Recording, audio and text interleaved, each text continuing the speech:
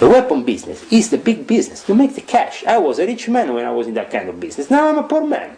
Well, the difference is now I'm an honest man. Before I was a crook. That is something that people are waiting for. Everybody's waiting for 2012. Why they're waiting for 2012? Why? Because they are hoping that this will lead to somehow a cosmic consciousness and the unveiling of certain energy. And that's true. Why? Because you are a corrupt nation, subservient to a Vatican, subservient to the Zionists, subservient to a new world order that, in my opinion, is completely corrupt.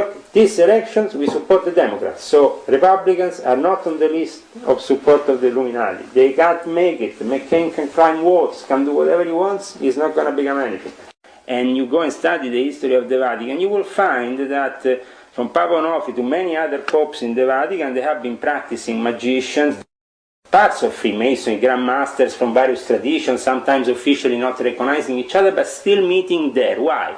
Because the Comedy of Monte Carlo is a weapon dealer's place. Because it's all about weapons. A conspiracy, if we want, to create Adolf Hitler and make sure that this being did what he did so they could then claim the Israel state. Everything in plan, so for the end of times, the Jews have their land. If you knew in reality what these entities were, you will not even touch them, you would just drove the other way. A Jesuit contacted an Italian journalist in the UFO scene and spread a certain amount of disinformation, including the fact that the CIV was still the greatest intelligence in the Vatican. With what? With 100 people, a couple of Benedictine monks, a couple of nuns, and the Vatican includes millions of members worldwide. They all function as intelligence from the beginning of time. I want to know more about the entities. Now, who is spreading this? How they think? Zaccaria Sitchin met with Corrado Balducci. Who is Corrado Balducci? Corrado Balducci is not only the official spokesman for the UFO in the Vatican. You understand? This is just the front. Who is he? He's a demonologist. Anytime they accuse the American Indians, oh, these are pagans, what are they doing to us? So we have to do science, observe the stars, all rubbish. If it is to create a fraternal bond of death, like the order of death in the Skull and Bones, then a human sacrifice is required. What is magic? The magic is the calculation of the arts with peculiar calculations around the symbols to evoke certain entities and have from them, if you want, certain gratifications. The Vatican Library, and we have a lot of ancient artifacts, ancient books, very rare texts that could revolutionize the thought of mankind. But as I said, because we will have to go to the next stage of existence in one way or another, the Vatican wants to adapt. So how they adapt? They adapted with Corrado Balducci and the whole alien revolution coming into the Vatican, Secretum Omega and a couple of UFOs, and everybody's happy.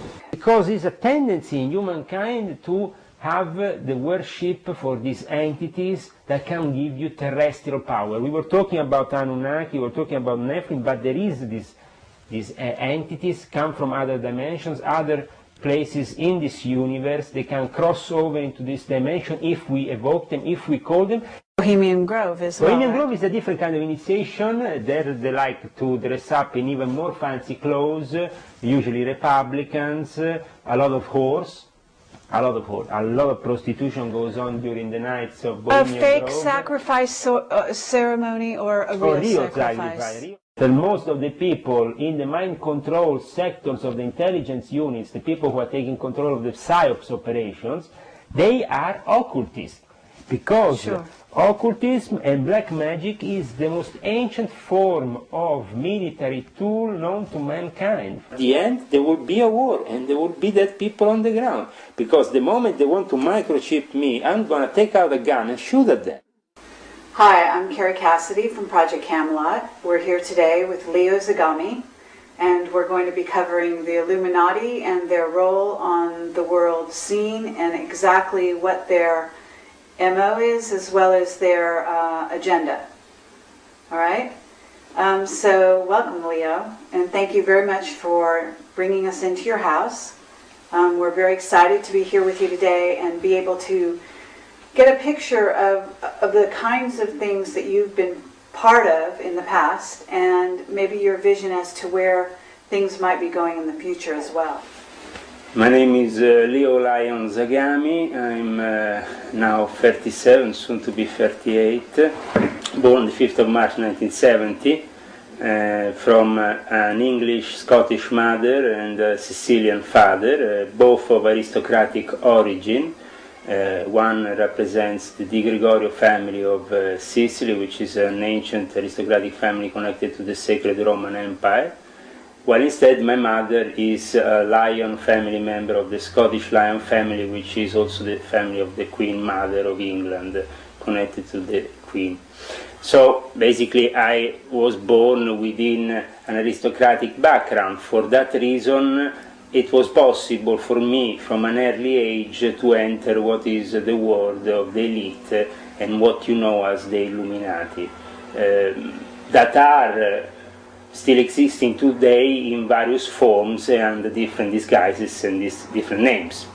But mainly they work for a pyramid of power that ends up in Jerusalem and Rome, and that represents both the Vatican and the Zionist establishment, together united to perform what they would like to be the New World Order, which is the result of their prophetic upbringing into this end-of-time scenario in which they see as a final result the kingdom of God. Now the kingdom of God perceived by the dark Illuminati, as I call them, because we have also Illuminati that are truly illuminated by God, and then we have the corrupt Illuminati, the evil forms of corruption that came into being, and at that point, to regain power, which they did, they unleashed a series of agents around all the secret societies of the time, and they also established and helped establish the Illuminati Order of Weishaupt, which saw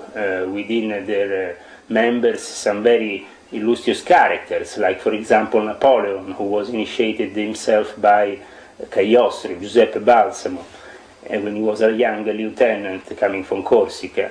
And this changed the history of Europe, because the great influence of the Jesuits upon, for example, Napoleon made sure that there was a clear revenge against what was perceived to be the enemies of the Vatican themselves at that time, the Jesuits, a clear revenge towards their enemies inside the Vatican, and this might have been also the Knights of Malta, that in that period with Napoleon lose, for example, their island and their sovereignty on that island.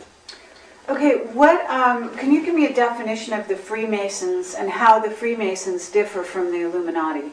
The Freemasons come into being from a tradition which is both from the ancient craftsmen. They used to work within the churches, so the people who knew how to construct churches were the Masons.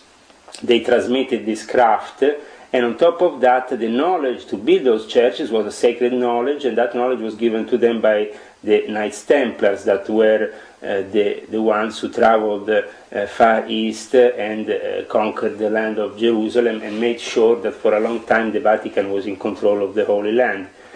And so there is basically an ancient tradition that forms the Freemasons, but it's a self-made sometimes tradition with a lot of legends that have been deliberately created to misguide people and manipulate them. So then we have also the birth of the high degrees of Freemasonry, which are typical to what is known as the Scottish Rite system, for example with Cavalier Ramsay, which represented the Stuart family, which was a Scottish family that wanted to get into the throne of England for a long period of time, but the Hanoverians had their best, and the Hanoverians created themselves their own form of Freemasonry. So in a way, Freemasonry was born with these two different oppositions inside, but they were oppositions just for the lower level of the pyramid, because on top everything is united, even the enemies. You're saying the Freemasons and the Illuminati were united at the top of the pyramid, even back then? Freemasons are themselves a creation of the Rosicrucians, okay? Now, where do the Rosicrucians come from? The Rosicrucian Enlightenment comes into being in the 1620s with a guy called Jan Valentin André. He spreads these Rosicrucian manifestos that are secretly put in various places where people can see that there is a secret order, a secret college of initiated beings that existed from before. So they claimed that they were already an old order back then. But who are really the Rosicrucians? Well, the birth of the Rosicrucian coincides with the Neoplatonics of Oxford, with what happened when Giordano Bruno, this important Dominican who was also put on the stake later on by the Vatican in the year 1600, the year of the Jubileum, because he was accused of being not only an heretic, but of having used his magic and his evocation power. Giordano Bruno was a guy of great intelligence, and he went around Europe at that time trying to oppose in a certain way what the Vatican was doing, manipulating temporal power instead of spiritual power. That's why Luther came around, and that's why the various schisms that were happening at that time. Scandinavia was breaking away, the Netherlands, England broke already away. They were all breaking away from the mother church in Rome. So there was definitely a lot of problems back then. Giordano Bruno went to visit Queen Elizabeth, became friends with John Dee. John Dee, this great magician, this great alchemist. He instructed him on the secrets that only Giordano Bruno knew about certain ancient practices from Babylonia, from Sumerian times. And after that, he traveled also to the court of other characters, the French king, the Spanish king. He met all the aristocrats of the time. But what happened after was that this was the cornerstone, this Neoplatonic society with John Dee, Giordano Bruno, the inspiration of Tommaso Campanella, the inspiration of Roger Bacon before St. Francis Bacon. This is the fundaments that really lead to the birth of Freemasonry. The problem is, after we have the evil Illuminati coming into the picture. So what was the Rosicrucian tradition up until the birth of the Royal Society gets scrapped off the map for terrestrial interest. So what they are trying to do in 1717 with the formation of the first Grand Lodge of Freemasonry at the Goose and the Gridiron pub in London, it's already something corrupt, because the Illuminati, the real Illuminati that preceded them, didn't want in any way to have any kind of deal with the church, while instead Freemasonry was born itself as a deal between the Catholics, the Protestants and other people to meet up in a common ground, which was the lodge. Okay, but isn't the basic then we have the spirit behind Freemasonry and behind the Illuminati to be a search for enlightenment? I mean, isn't that the root what I was saying is that, for example, until the birth of the Royal Society, Elias Ashmole probably was maybe one of the last truly genuine initiates.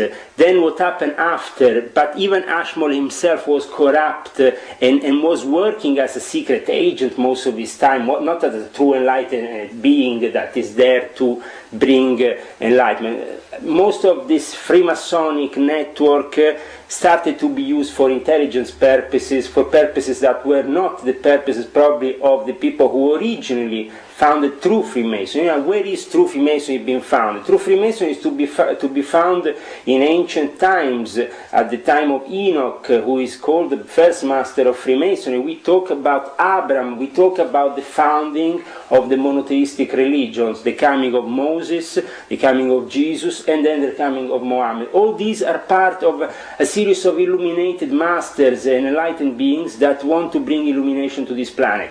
Unfortunately, all the religions religions and Freemasonry included in all this has been corrupted by mankind. The intentions originally of these systems might be genuine, but these days, for example, Freemasonry, what is Freemasonry? For most people, is a boring club of middle-aged people that go and smoke cigars, have a nice dinner after that, some charity to justify their evil means. They give a lot more they are evil, more they give charity in a certain way to cover up their evil, but this charity is tax deductible, so it's not really like they have no interest in doing this charity. There's always a tax deductible profit being well, made. Is the root of it the Catholic Church trying to earn to basically sort of turn itself into to the rulers of society and owning all the money, and is money at the root of the corruption? Is that your understanding or no? Well, definitely my experience in Freemasonry, I was initiated on the 13th of April 1993 by Prince Aliata di Monreale in the Order of the Sword and the Eagle. I soon joined the Supreme Council of the 33 Degree. As an aristocrat, I got initiated by a family friend, somebody who was close for many centuries. Their family, the Aliata family in Sicily, is close to the Di Gregorio family. So this, for aristocrats actually passing on high degrees or masterships within Masonic orders is not so unusual. In America is unusual. In fact, a lot of viewers from America, when they see me talking about the Duke of Kent, the Marquis of Northampton, or the Prince in Italy, or the Prince of Monaco, whatever, being in charge of orders, Masonic things, they kind of tend to say, but it's not really how we've been brought up in America, because here Freemasonry is a common thing for everybody. First of all, Freemasonry in America is not for everybody, because there's been a lot of racism, and that's why Prince Hall Freemasonry is born. That's why in the year 2008 we're probably going to have the first Freemason from Prince Hall Masonry to become the President of the United States, which is a 32-degree member, which is Barack Obama. So the thing is Prince Hall Freemasonry taking revenge upon the many injustices they have? Well, at the end of the day, Prince Hall Freemasonry is born to be recognized by the Grand Lodge of England. That's how Prince Hall, the founder, got recognized himself as the first black man to get this charter from England, being able to start this order only for black men, at the time only for black men.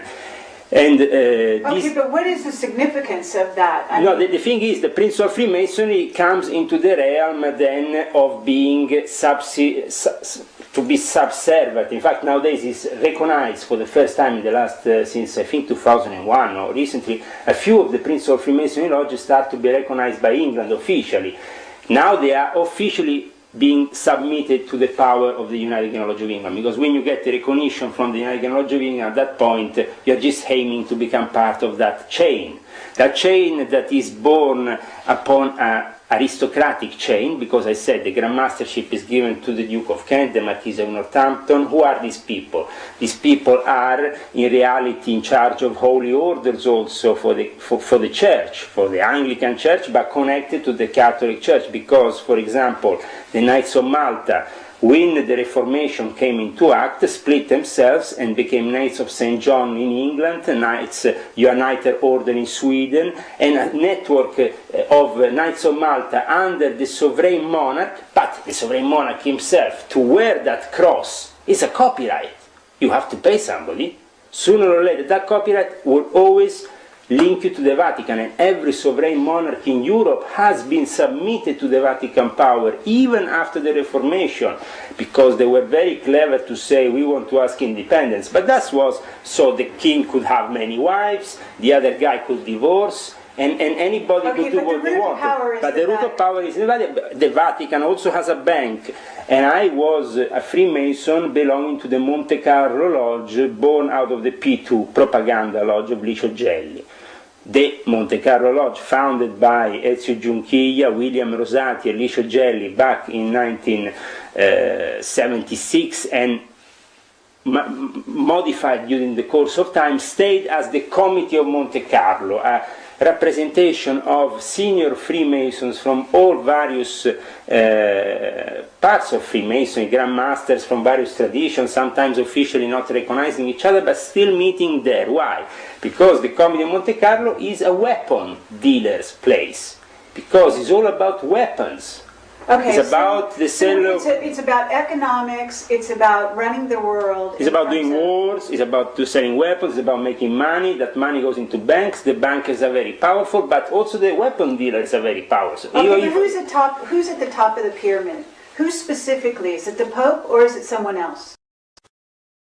Or is it the black? We have to first of all divide power into temporal and spiritual power, right. Okay?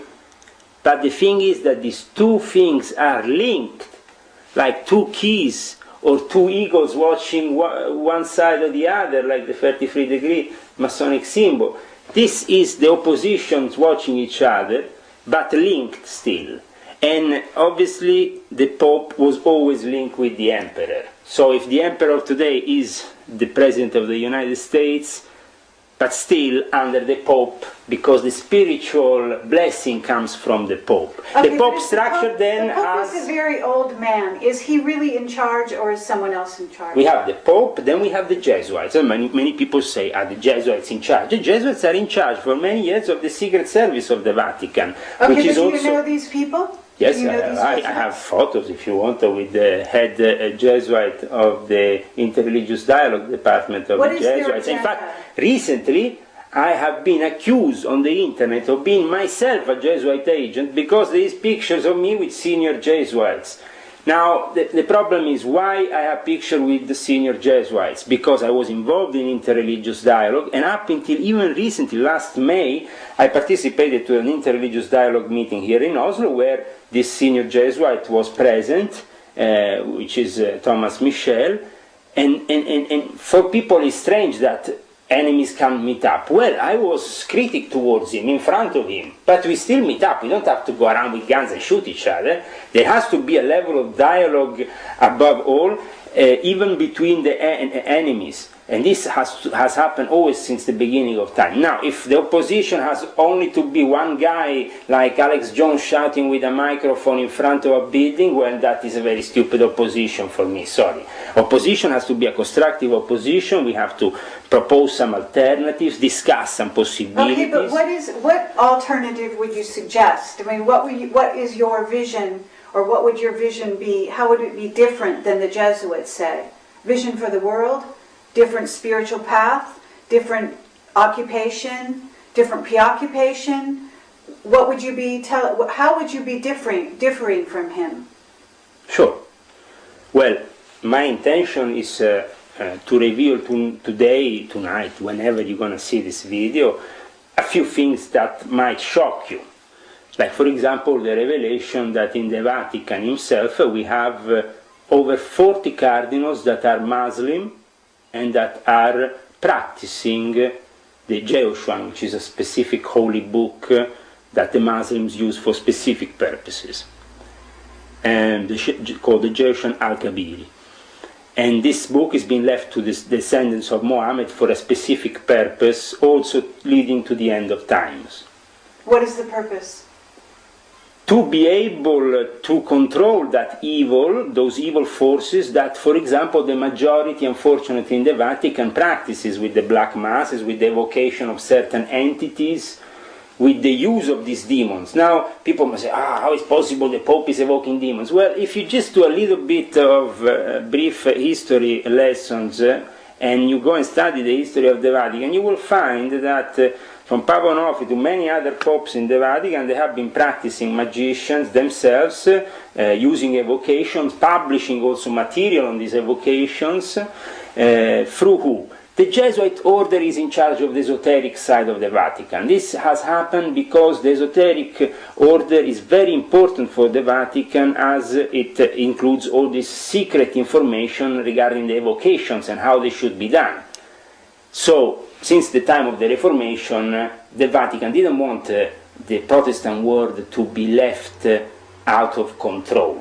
They said, okay, we might leave them independence, but in the meantime we have the Jesuits controlling them in any way possible, also through these links, like the secret societies, and then the Rosicrucians became corrupt and became themselves part of the Jesuit conspiracy in the 17th century. Are you familiar with the SIV?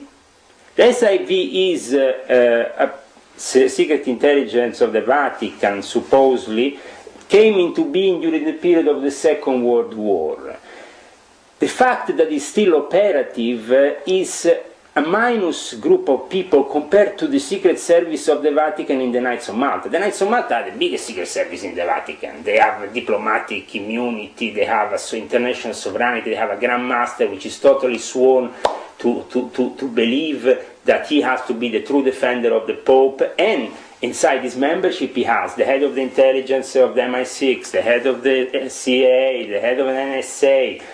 The top cosmic secret is for them no secret in the Vatican headquarters. When you are in charge of the Vatican Library, and the people in charge of the Vatican Library are the Jesuits, then you have the Knights of Malta. So basically the CIV what is? CIV was and still is, but limited compared to how it was used during the period of the Second World War, immediately after the Second World War, because after the Second World War it had to be used for the protection of those Nazis that needed to go in safe places in the hands of the Americans, in the hands of... So, okay, why protect the Nazis?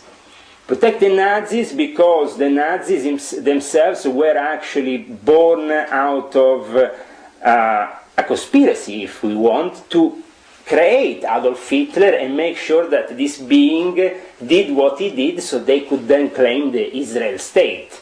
Everything in plan, so for the end of times the Jews have their land, as it's figured out in the ancient prophecies. So everything has to work in that way.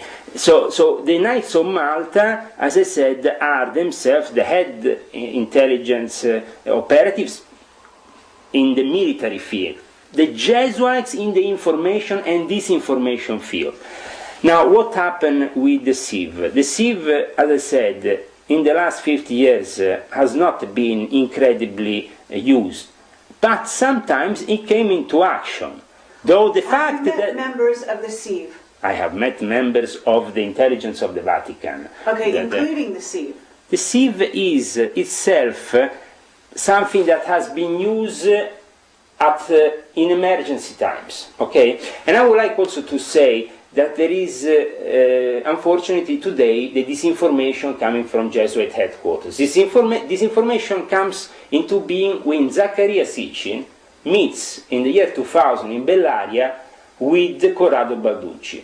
Zaccaria Sitchin also gets invited by the Pope, John Paul II, visits secretly the Pope in the Vatican, takes from him instructions to write his pile of rubbish, which is the End of Days book that he has brought into being lately. You're saying Zaccaria Sitchin was told to write this book and was instructed on what to write? Zaccaria Sitchin was indeed instructed because he can't tell the truth. This guy is deliberately spreading this information because he can't reveal really the truth without causing problems for his cause, the Zionist cause, the cause of the Vatican, which he has embraced. Are you saying that Zaccaria Sitchin is a member of what? The Illuminati? Absolutely. Zaccaria Sitchin is a member of the New World Order used to spread deliberate disinformation. Let's say, I want to just make you figure out how this happened. When, at the end of the 90s, in the alternative media, certain information started to spread, especially regarding these Anunnaki beings, call them Nephilims, call them however you know. Now, what are they really? Do they really want you to know what they are? No, they want you to know what they want, you know, how their idea that they want to spread is something of a pre-constructed idea, which is disinformation. It's not the real thing. If you knew in reality what these entities were, you would not even touch them. You would just drove the other way. Well, tell us what is the real nature. Okay, no, but I tell you just a second. From your point of view. No, but this is interesting how the Jesuits spread this information. A Jesuit contacted an Italian journalist in the UFO scene and spread a certain amount of disinformation, including the fact that the CIV was still the greatest intelligence in the Vatican, with what? With 100 people, a couple of Benedictine monks, a couple of nuns, and The Vatican includes millions of members worldwide. They all function as intelligence from the beginning of time. They all go to confessions. The Catholics, well, they are part of an intelligence system run by the Vatican. That's how it is from the beginning of time. So they definitely don't need only one apparatus that can control. Then, if you go and study the history of the sea, you see there is a Jesuit-based thing that is full of Jesuits. So, and then, on top of that, who is running the astronomic laboratories for the Vatican? The Jesuits. For example, in Mount Graham in Arizona, nobody asks what is happening. I can tell you what is. I can tell you also what they're doing. Well, tell me. So this information goes through and then hits the appropriate sources, and they can say, okay, there is a Jesuit footage of Planet X. Another pile of the biggest pile of rubbish ever, could only come out of the minds of the Jesuits. Why? Because the Jesuits are very intelligent. They can figure out how to take, sorry if I say very lower, the piss out of anybody, because they are really masters of deception. I work with them. I will show you some picture after of these people, but how they work is... But what is their motive for this disinformation? So you want to know more about the entities. Now, who is spreading this? How they think? Zaccaria Sitchin met with Corrado Balducci. Who is Corrado Balducci? Corrado Balducci is not only the official spokesman for the UFO in the Vatican. You understand? This is just the front. Who is he? He's a demonologist. Okay. The biggest exorcist in the Vatican. Right. That should already make you think, okay, there is a connection here between the alien myth and the demonology. Mm-hmm. Now we found also that this connection is very much alive when most of the people who have spread the disinformation regarding the alien beings have been from the time of Aleister Crowley, his followers of Hubbard or whatever. But the people that have been deliberately spreading this information. But to a certain extent, Hubbard knew the truth as well as Crowley, because they said themselves, I mean, it was Crowley who said, you call them gods, then we call them angels. In 50 years we will call them something else. He showed the image of the lamb, which was the first image resembling an alien being. This is genies. In Islam we call them genies. Genes. But by any other name, what are we talking about? We're talking about spirits. We're talking about a demon is nothing other than a spirit being, a being, who is perhaps not incorporated in the material world. No, it can incorporate. The thing is that there is a certain degree of misconception. Okay, let me tell you exactly what are these UFOs. UFO unidentified beings, okay, or objects that fly around. Either they are military stealth operations, which can't be disclosed, or either they are operations regarding the evocation of genies, coming from other dimensions.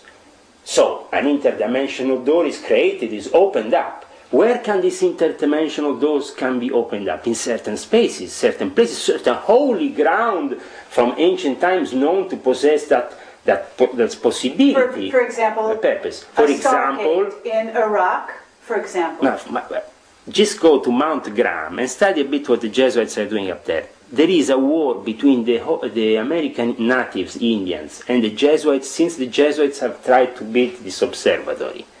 And why is that? Because the Indians have used that mountain as holy ground for thousands of years, and there is a specific entity living on top of that mountain, but on another dimension. When he wants, he can be called upon this dimension and evoked. The Jesuits, what they want to do. In the meantime, they accuse the American Indians, these are pagans, what are they doing to us? So we have to do science, observe the stars. Oh, rubbish. What they're doing, they are, yes, observing the stars and the planets. Why? Because you always have to reflect above, below, whatever, this rule of the Esmeralda tablets of Hermes. I don't need to go on with what is the main rule of the Freemasons, also to reflect below what is above. But it is to evoke these entities in a specific time frame, and this has to be carefully calculated. What is magic? The magic is the calculation of the arts with peculiar calculations around the symbols to evoke certain entities and have from them, if you want, certain gratifications. You can work with them. I, for example, can tell you a story which is a family story. from a relative of my wife actually, who I think his uncle or his grand uncle, whatever, who started working with these entities, these genes. Why? Because he had a little, how you say, a little ranch style, American style, you call it ranch, how you call it, you know. A ranch? Yeah, where you have animals, where you have, where you're planting things. So he was alone. He wanted to find some workers. This guy was very clever because he knew certain secret codes within the Quran that shouldn't be used. He knew how to use them. He knew that reciting certain prayers in a continuous motion, he will evoke certain presences, and eventually he got to make a deal with them, and they were working for him at night in the fields, doing all the field work, and a lot of Americans say, wow, I would love to have that going on in my place, you know. I could have a couple of these genies coming to work for me. But that means subjecting yourself to those entities. That guy had to sell his soul. More than that, he would be enslaved by those forces for the rest of his life. In fact, he had to continuously recite his prayers and then not recite it at certain times and whatever, otherwise he will create for himself a disaster. And so, okay, well then let's talk about you, for example. And these entities also do the same thing as what the Americans call abduction. I found reports in Middle Eastern villages, many Middle Eastern villages, of abductions. But how they're not going to go to an American researcher and say, I saw the UFO. You're not going to find anything. Instead, these entities have appeared, have manifested, not only have took people on inside their dimension, in their own in their own kingdom. They have basically kidnapped people, sometimes beaten them up, and then thrown them back into this dimension. And this happened many times. But obviously, for the Middle Eastern person, they call it a genes. different language to deal with these entities. We're definitely using. Who cares what you call them? I know, but we have to be specific here, because the moment you call them UFO, you are doing exactly what the enemy wants you to do. The moment you call them aliens, you're doing exactly what the enemy wants you to do. Let's talk about your background a little bit. No, but let's finish about Planet X, because Planet X is very important. If we don't finish... Sure, we want to go there, but I'd like to first talk about, you must have evolved, you have not sold your soul, is this correct? At a certain time I sold my soul. I hope that God will grant me that I will be forgiven for what I did, and I will be able because to... you did evocation, you must do this as, do you consider yourself a master at this point? You're 33-degree Mason. 33 degrees, an honorary title which I didn't give much importance. The 90 and 95 of the Memphis and Mizraim, which is an Illuminati rite of the Freemasons, which is itself a specific Egyptian rite, I give a bit more importance, because there is a lot more esoteric, evocational knowledge to... Sure, and you must have meditated and prepared yourself and have the ability to do certain kinds of magic yourself, right? But I was prepared for, since I was a kid, to enter a reality which was very different probably from the mainstream reality. My grandmother, English grandmother, was called Felicity Mason, well known in the scene as Aim Coming, for having written a book called The Love Habit. She was a very high degree member of the Illuminati. She gave me the first book of Aleister Crowley as a gift when I was 11 years old. It was the Book of Thoth. And from her I learned a lot of things. She had friends, incredible friends. I mean, you can go and check, even on the internet, the friends of Felicity Mason was Brian Geis and William Burroughs. William Burroughs, one of her best friends. And I met incredible people, from the Pet Shop Boys to Sting, to all the singers, the rock artists, but at the same time also the writers, very avant-garde. I met Brian Geison in person more than one time. Well, I met also when I was... magic and not be an evil person, isn't that right? No, that's the thing. Unfortunately, I discovered after many years, and I have to say, this is the final result of my studies, that if you want to stay within the magic realm of respect for God and everything, I mean, magic exists. You can stay in its magic realm, but you don't have to move anything and become an active part of it, because that's dangerous. it's forbidden to do any magic in my new religion, which is Islam, what I've embraced. It's forbidden because it's too dangerous. So I will also advise people that are entering the New Age kind of scenario where you have a lot of this spiritual practice that are somehow misleading, and most of them also manipulated by the usual Jesuits, like the hexagram. Now, the whole thing brought by Gurdjieff, but go and study who is dealing now with this system and who has been behind this system now. And you will see the usual Jesuit, the fact that the Jesuits are even present in the New Age movement is not acknowledged by the New Agers, but they should wake up. If this information from the alien department, the planet text, or whatever other spiritual practice is coming filtered from them, it's because there is a reason. They don't want you to perceive the real matter, the real reality. What is the real reality then? The real reality is that we are definitely in a constant fight between angels and demons, between the devil, Iblis, who represents the dark side, and God. Now, if we accept that everything in nature or around us is itself part of God, and a representation of God. We are all emanation of God, or emanations of God. You are one emanation of God in this moment, he's another emanation of God in this moment. I'm, alhamdulillah, another emanation of God. Probably not the best, but at least I try. We all manifest, you see, God has 1,001 names, many different ways of being. Good and evil as well is our good and evil, absolutely, because Iblis itself, the devil, yes, but the darkest side of God created itself by God. So obviously there is no creation, neither in the dark or the white side, that is not part of God, because God is the input, the starting input to this whole universal consciousness and also universal reality in the material plane. It was by an act of grace of God that we are here today in this little minimal infinitesimal planet in a lost solar system, that we are here today talking like this. Why? But we have also our own history. We are reflections of God in many ways, and we have been granted the possibility of choosing where to go. We want to go towards God, or we want to go towards the darkness. So tell me, your moment of realization in which you departed from being a member of the Illuminati, what happened to you? What made you change your mind? See, it was in a very specific period of time in my life. I was actually, my wife was pregnant, waiting for my kid. That was after born Isaac Rumi, alhamdulillah, very good.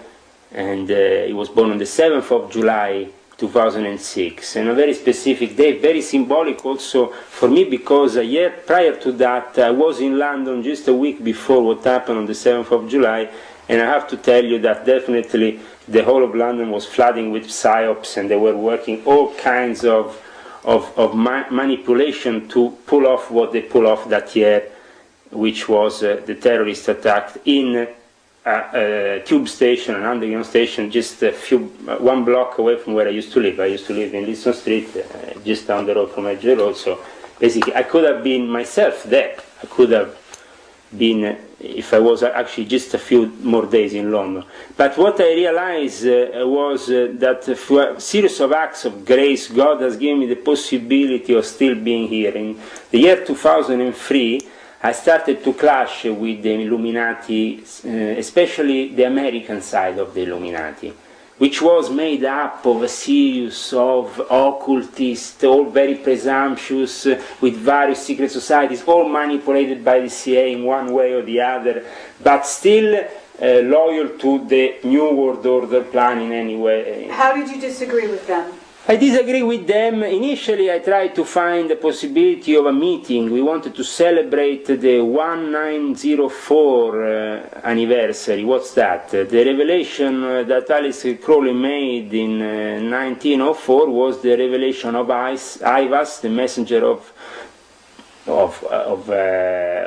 Paracrato, or the messenger of basic Horus, this god from ancient Egypt that... Horus. Yes. Horus. He delivered the book that the Illuminati took somehow seriously, which was this book of the law, which is the biggest pile of rubbish in the world, but also is a very dangerous book. It's the heretic book that I would definitely... I don't see many books being so heretic, but if there is one that definitely has all the blasphemies, is the Book of the Law of Aleister Crowley. Okay, but also all the contrast, because this book says on one a beautiful word, like love is the law, love under will, or each man and each woman is a star. Beautiful words, incredible. But then you have on another phrase terrible things. The law of the strong should prevail, Mary should be torn on the cross, Muhammad should be... Sorry, peace and blessings be upon him. Sorry for what I'm saying, because really what is on this book, the Book of the Law, is everything and the contrary of everything, which represents really the Luciferian character of Aleister Crowley. And the fact that he found many adepts for what was to come in the years after him. You see, Aleister Crowley managed to plant his seeds very carefully into America, in California, with the Parsons Lodge, which Hubbard became a member then after he founded Scientology, but he managed to plant his seeds very well, also in Canada, and through these seeds a revolution came into being. That became after the New Age revolution, because 10 years after the death of Aleister Crowley, William Burroughs and others were practicing at the Beat Hotel his rituals. And then years after that, we have the 1960s revolution, which is a whole hymn towards Aleister Crowley's work.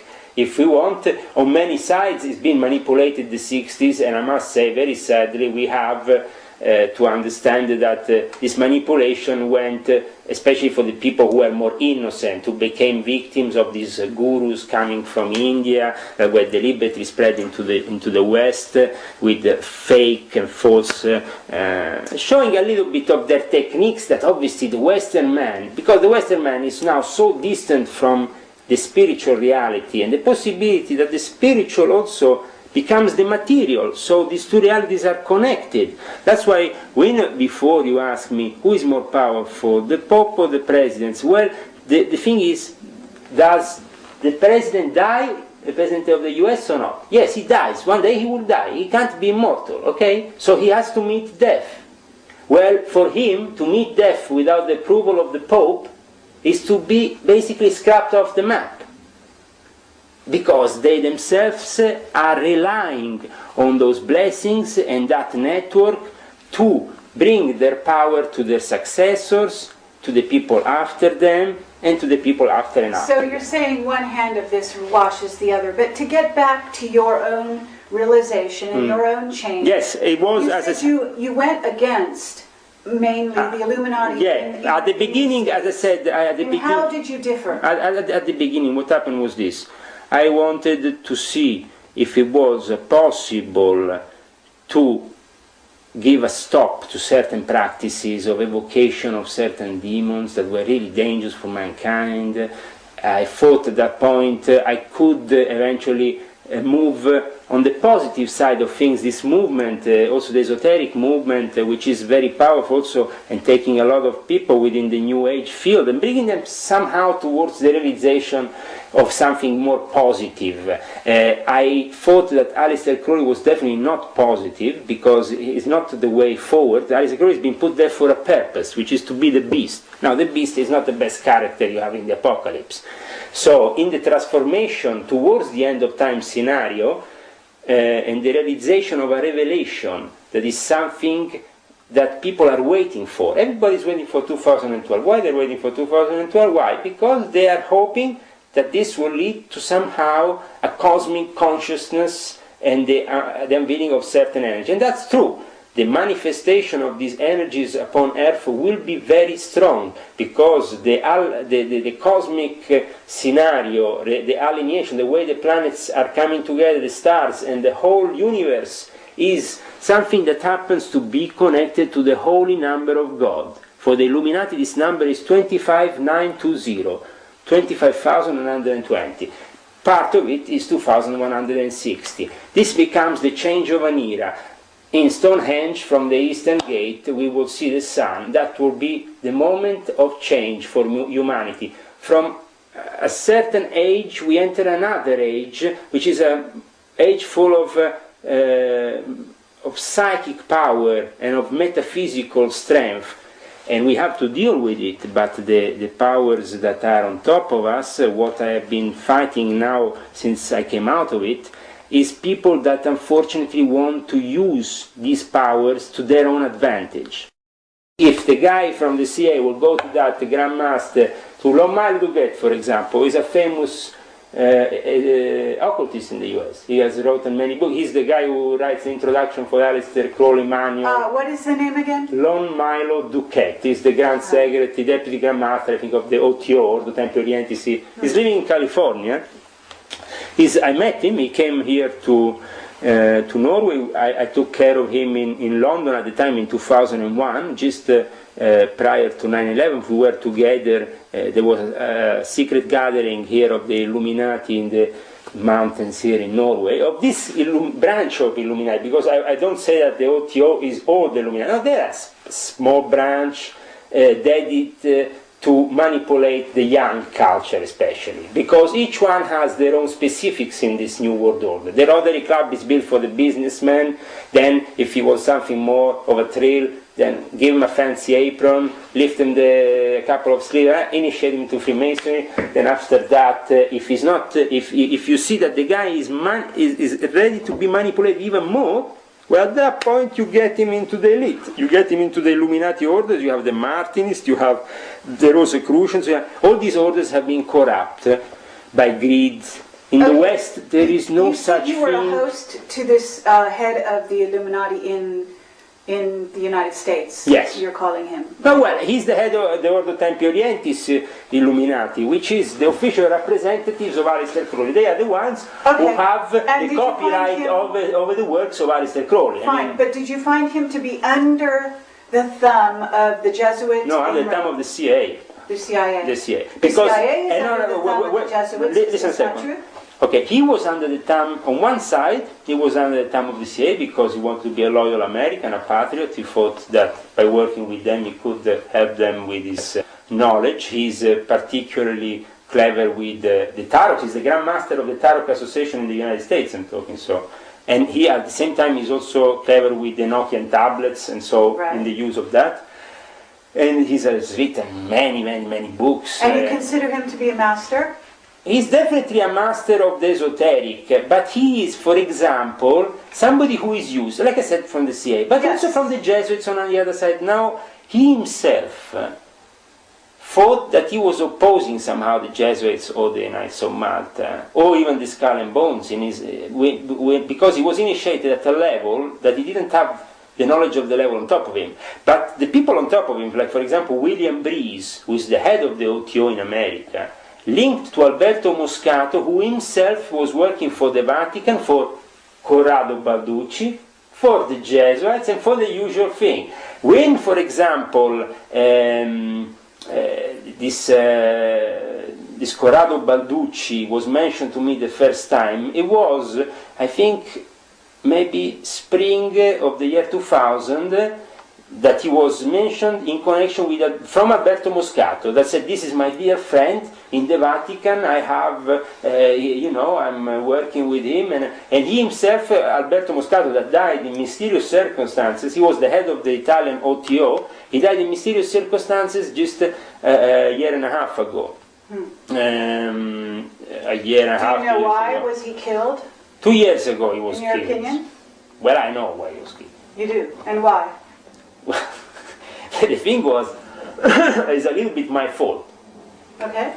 Because when my superior in America, which is George Ugo Balestrieri, Comandante George Ugo Balestrieri, who is the director of the Rotary Club in New York, who is also a P2 member. Now, people on these Masonic info websites in America have accused me of being a fake, but then I have proven them over and over again with official documentation, which is always in my hands. Yes. I remember to all those people out there that I was involved with these people, and that George Ugo Balestrieri is also an illegal weapons dealer, a guy in charge of the defensive strategies for terrorism. He's the guy who after 9/11, first made a lot of business selling security equipment to the American airports. And this was the head, your head. This was my head for the project, which was not, because we each have a superior, you understand? Yes. Appointed by another superior. Now, my official head was actually my mentor in the P2 was Ezio Giunchiglia, the head of the Monte Carlo Lodge. But he presented me to Giorgio Ugo Ballestieri because he wanted me to have also an international approach and also have the possibility to build up in the international division of the Rotary Club, which is based in New York, which Giorgio Ugo Are these arms dealers then? Yeah. The Rotary Club? No, the thing is, Rotary Club, there is a lot of good people. Okay. They don't know, but they should investigate. Now, I would invite all the people who are there to just go on the internet, punch in Giorgio Ugo Balestrieri. See, he was officially involved in the P2 by the list that was taken by the police in 1981. So the name is on the list. There is no or buts or this or that. The guy would have been arrested if he still had an Italian passport. He has been given an American passport, and he has also been given the possibility to be the director of your Rotary Club Americans. Why? Because you are a corrupt nation, subservient to a Vatican, subservient to the Zionists, subservient to a new world order that, in my opinion, is completely corrupt. Now, to accuse me that I will not be eligible to join the Rotary Club, because that's the accusation the Freemasons have made to me. Oh, Leo, how is possible that, well, you know, you could have never joined the Rotary in any case? Well, if I'm not eligible, and I'm not an assassin, I'm not a murderer, in any case, I never did this too. No, but Giorgio Ugo Balestrieri, who is being convicted officially and also of being a weapon dealer in the Livorno port of Italy, during one of the darkest periods of the Italian... Okay, this Balestrieri, is that how you say his name? Giorgio Ugo Balestrieri. Okay, he is the head of the Rotary Club. Of now, New York? Yes, right now. And he used to be sort of your superior. Yes, until I left the And you say he's an arms dealer, or was? Yes, sure, still and is. And he is one of his... he went to Italy, he would be arrested? No. If he went in Italy at that time with the Italian passport, but the Americans gave him immediately an American passport. He's untouchable now. He's American passport. You can't touch him. He's not anymore an Italian citizen. Tell me something. He's Illuminati. Yes. Is he also a part of Majestic 12? Do you know who these people are? No, I never, in my personal experience, Majestic has been always an organization mentioned mostly by conspiracy theories without foundation. I never found any realistic existence of this Majestic 12 or this Majestic organization. Committee of the Majority, you do not know these people. If you talk to me about the CFR, the Trilateral Pact, these are realistic things that exist, they build, they are tangible, you can touch them. The Illuminati, they exist. I was into an organization which I can show you the documents, and that was the Universal Humanity of Monte Carlo, the Monte Carlo Lodge. Okay, but what about... I mean, these are things I have experienced personally. But what about James Jesus Angleton? Because he was... Sure, he was a Knight of Malta. A Knight of Malta. Okay? So, okay, fine. now, we want to say where the Knights of Malta meet up, because now, recently, people have asked me, do they really meet up in Via Condotti for their decisions, or this is another place? Where I said to Knight of Malta, who emailed me recently, a few things about his own order, and he was shocked. And at the end he said, oh, I didn't know you knew so much, and I have to apologize for my first approach. This guy was called Brian Watley from the Knights of Malta in Ireland. And when I told to him that the real meeting place of the Grand Magistery is on the Aventine Hill, and in fact that's where they had the funeral and the last, and where they showed the body of their Grand Master just a couple of days ago, guys, because the Grand Master of the Knights of Malta, Andrew Berti, died last week. It's something that is happening in the Vatican in the last year or so. First of all, we had the changing of Cardinal Ruini with Cardinal Bagnasco, with now Cardinal Bagnasco, that was Bishop Bagnasco before, for the Episcopal Conference in Italy. Then in January we had the elections of the new Jesuit Superior General, which is Adolf Nicolas, so somebody who is now completely different from Hans Kovenbach as a character. He's coming from a different experience, though obviously the aims of the order is always the same. I know that Adolf Nicolas has been also close to Thomas Michel, which because they both come from Asia. One was in charge of the province in Japan, the other one in Indonesia, and so they were close friends in their work. So what I heard last year before the elections was that definitely the father Hans Kovenbach was too old for carrying on his job properly, so somebody knew how to be called in. I think that they are renewing the blood. They are trying to bring fresh, young arms to the whole system. First, they renovate the Jesuits. Obviously, they couldn't kill Kovenbach, so Kovenbach himself is a little bit too much of a manipulator and will not have been so killable. While instead I have a couple of doubts on the sudden death of Andrew Berti, especially after just a few weeks after the election of the new Superior General, because he was in quite good conditions. He participated to all the latest diplomatic meetings of the Knights of Malta with various heads of states and things like this, so it came to me as a strange news. Though I'm not anymore in that circle, I can't confirm or not if there has been some kind of murder behind the scenes. But in the Vatican, that's very highly possible, you know, to change somebody. Are you still in touch with some of the people that you knew? Some of the members that were close to you back then? Yeah, some people, very few though, have the courage to still... I have actually even a Masonic obedience in Italy, which is called Grande Oriente Italiano di Piazza del Gesù, which is not connected in any way with what I was doing prior. They invited me to participate to a lodge meeting on the 10th of January in Rome.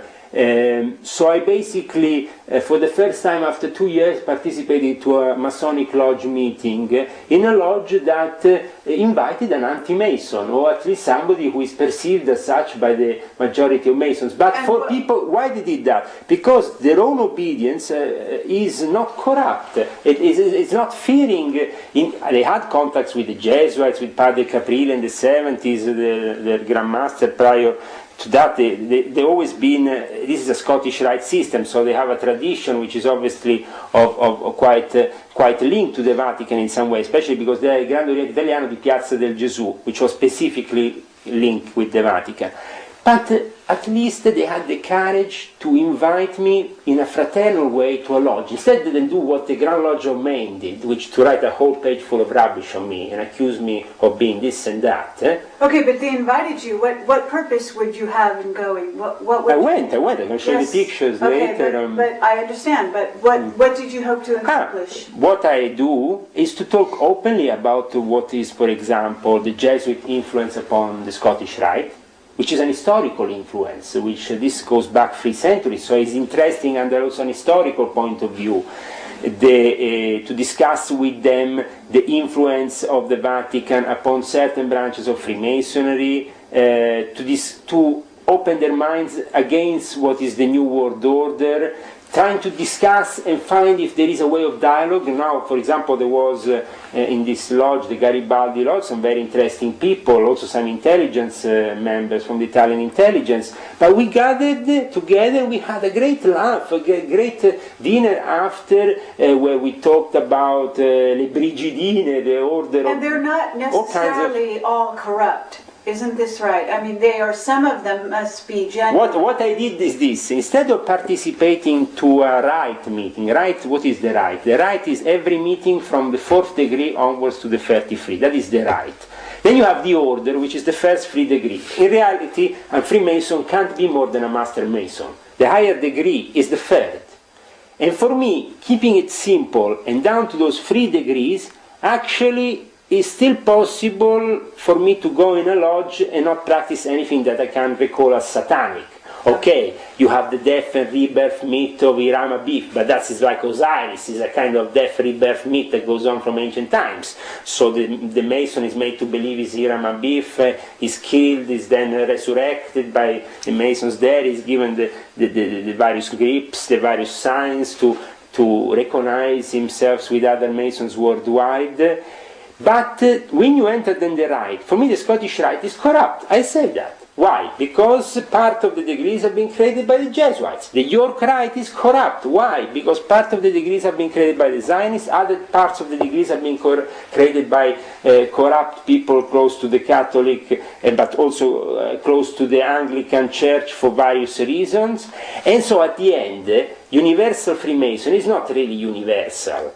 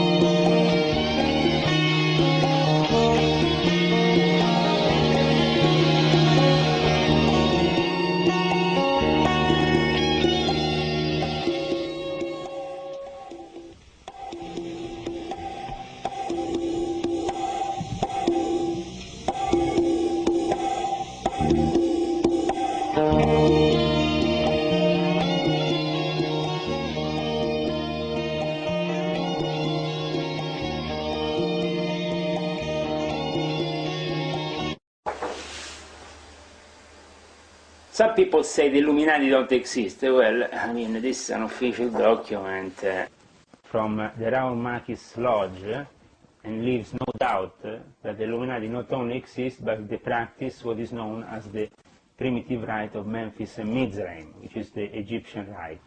This rite brings them above the 33 degree, because the Memphis and Mizraim goes until the 99 degree, and is basically the peculiarity of this rite that for me made it a difficulty to stay in the Illuminati, because this rite, on the contrary of the others that, okay, are corrupted politically, they have a political, but this one is completely diabolic in its own internal belief system, and leads many of its members to become involved in Satanism.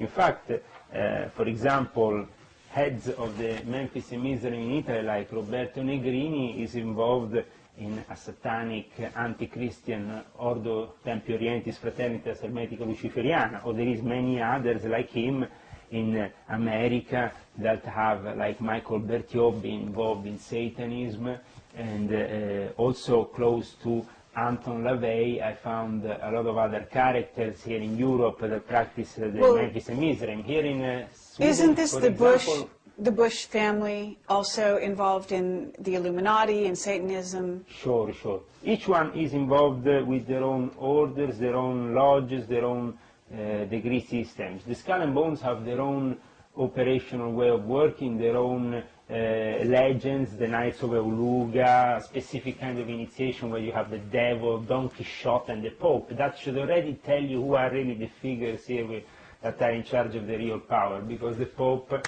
is sitting on the center, and even if George Bush likes to dress up as Popey when he's down at the Skull and Bones, he's not the Pope. So, and he's not the devil. Okay, but is the Pope the devil? No, these are different characters that actually are enacted during the initiation of the Skull and Bones. Right, and also at Bohemian Grove as well. Bohemian Grove is a different kind of initiation. There they like to dress up in even more fancy clothes, usually Republicans, a lot of whores. A lot of prostitution goes on during the nights of Bohemian Grove. A fake sacrifice ceremony or a real sacrifice? Real sacrifice is at times when you have the most secretive operations that are aimed for, in some way, maintaining the real occult path of the structure, which is of worshipping an owl, of St. John of Nepos, this old character from Bohemia. And why Bohemia is so important? Well, Bohemia, because then you have also from Bohemia, you have Jacob Boehme, who was himself one of the most illustrious Rosicrucians of all time. Right, but the point of it is worldly success, is it not? Worldly success? I mean, in terms of Bohemian Grove, what is their purpose? The point for all these clubs is different. And it's created by the people who actually have created them, and then the people on top who manipulate them for their own purpose, whatever is the purpose. For example, is to blackmail people, their practices might be very twisted. If it is to create a fraternal bond of death, like the order of death in the Skull and Bones, then a human sacrifice is required to melt that bond together so those people feel connected by a secret that is impossible and to who reveal. and who becomes sacrificed in this situation? Is it a child?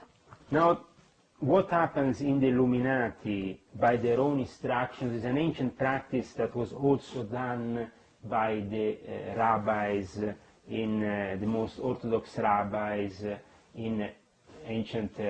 since ancient times in Israel. And this is to create a fetus and sacrifices amongst the members of the congregation and eat this fetus. Really? So this is really what also Crowley described in the higher degrees of his Ordo Templi Orientis, and what is practiced, as I said, comes from an old, also Jewish practice, but where did they take this kind of practice? These practices are born from ancient times, from their captivity in Babylonia to their permanence in Egypt. Egypt is the example of what the Illuminati are.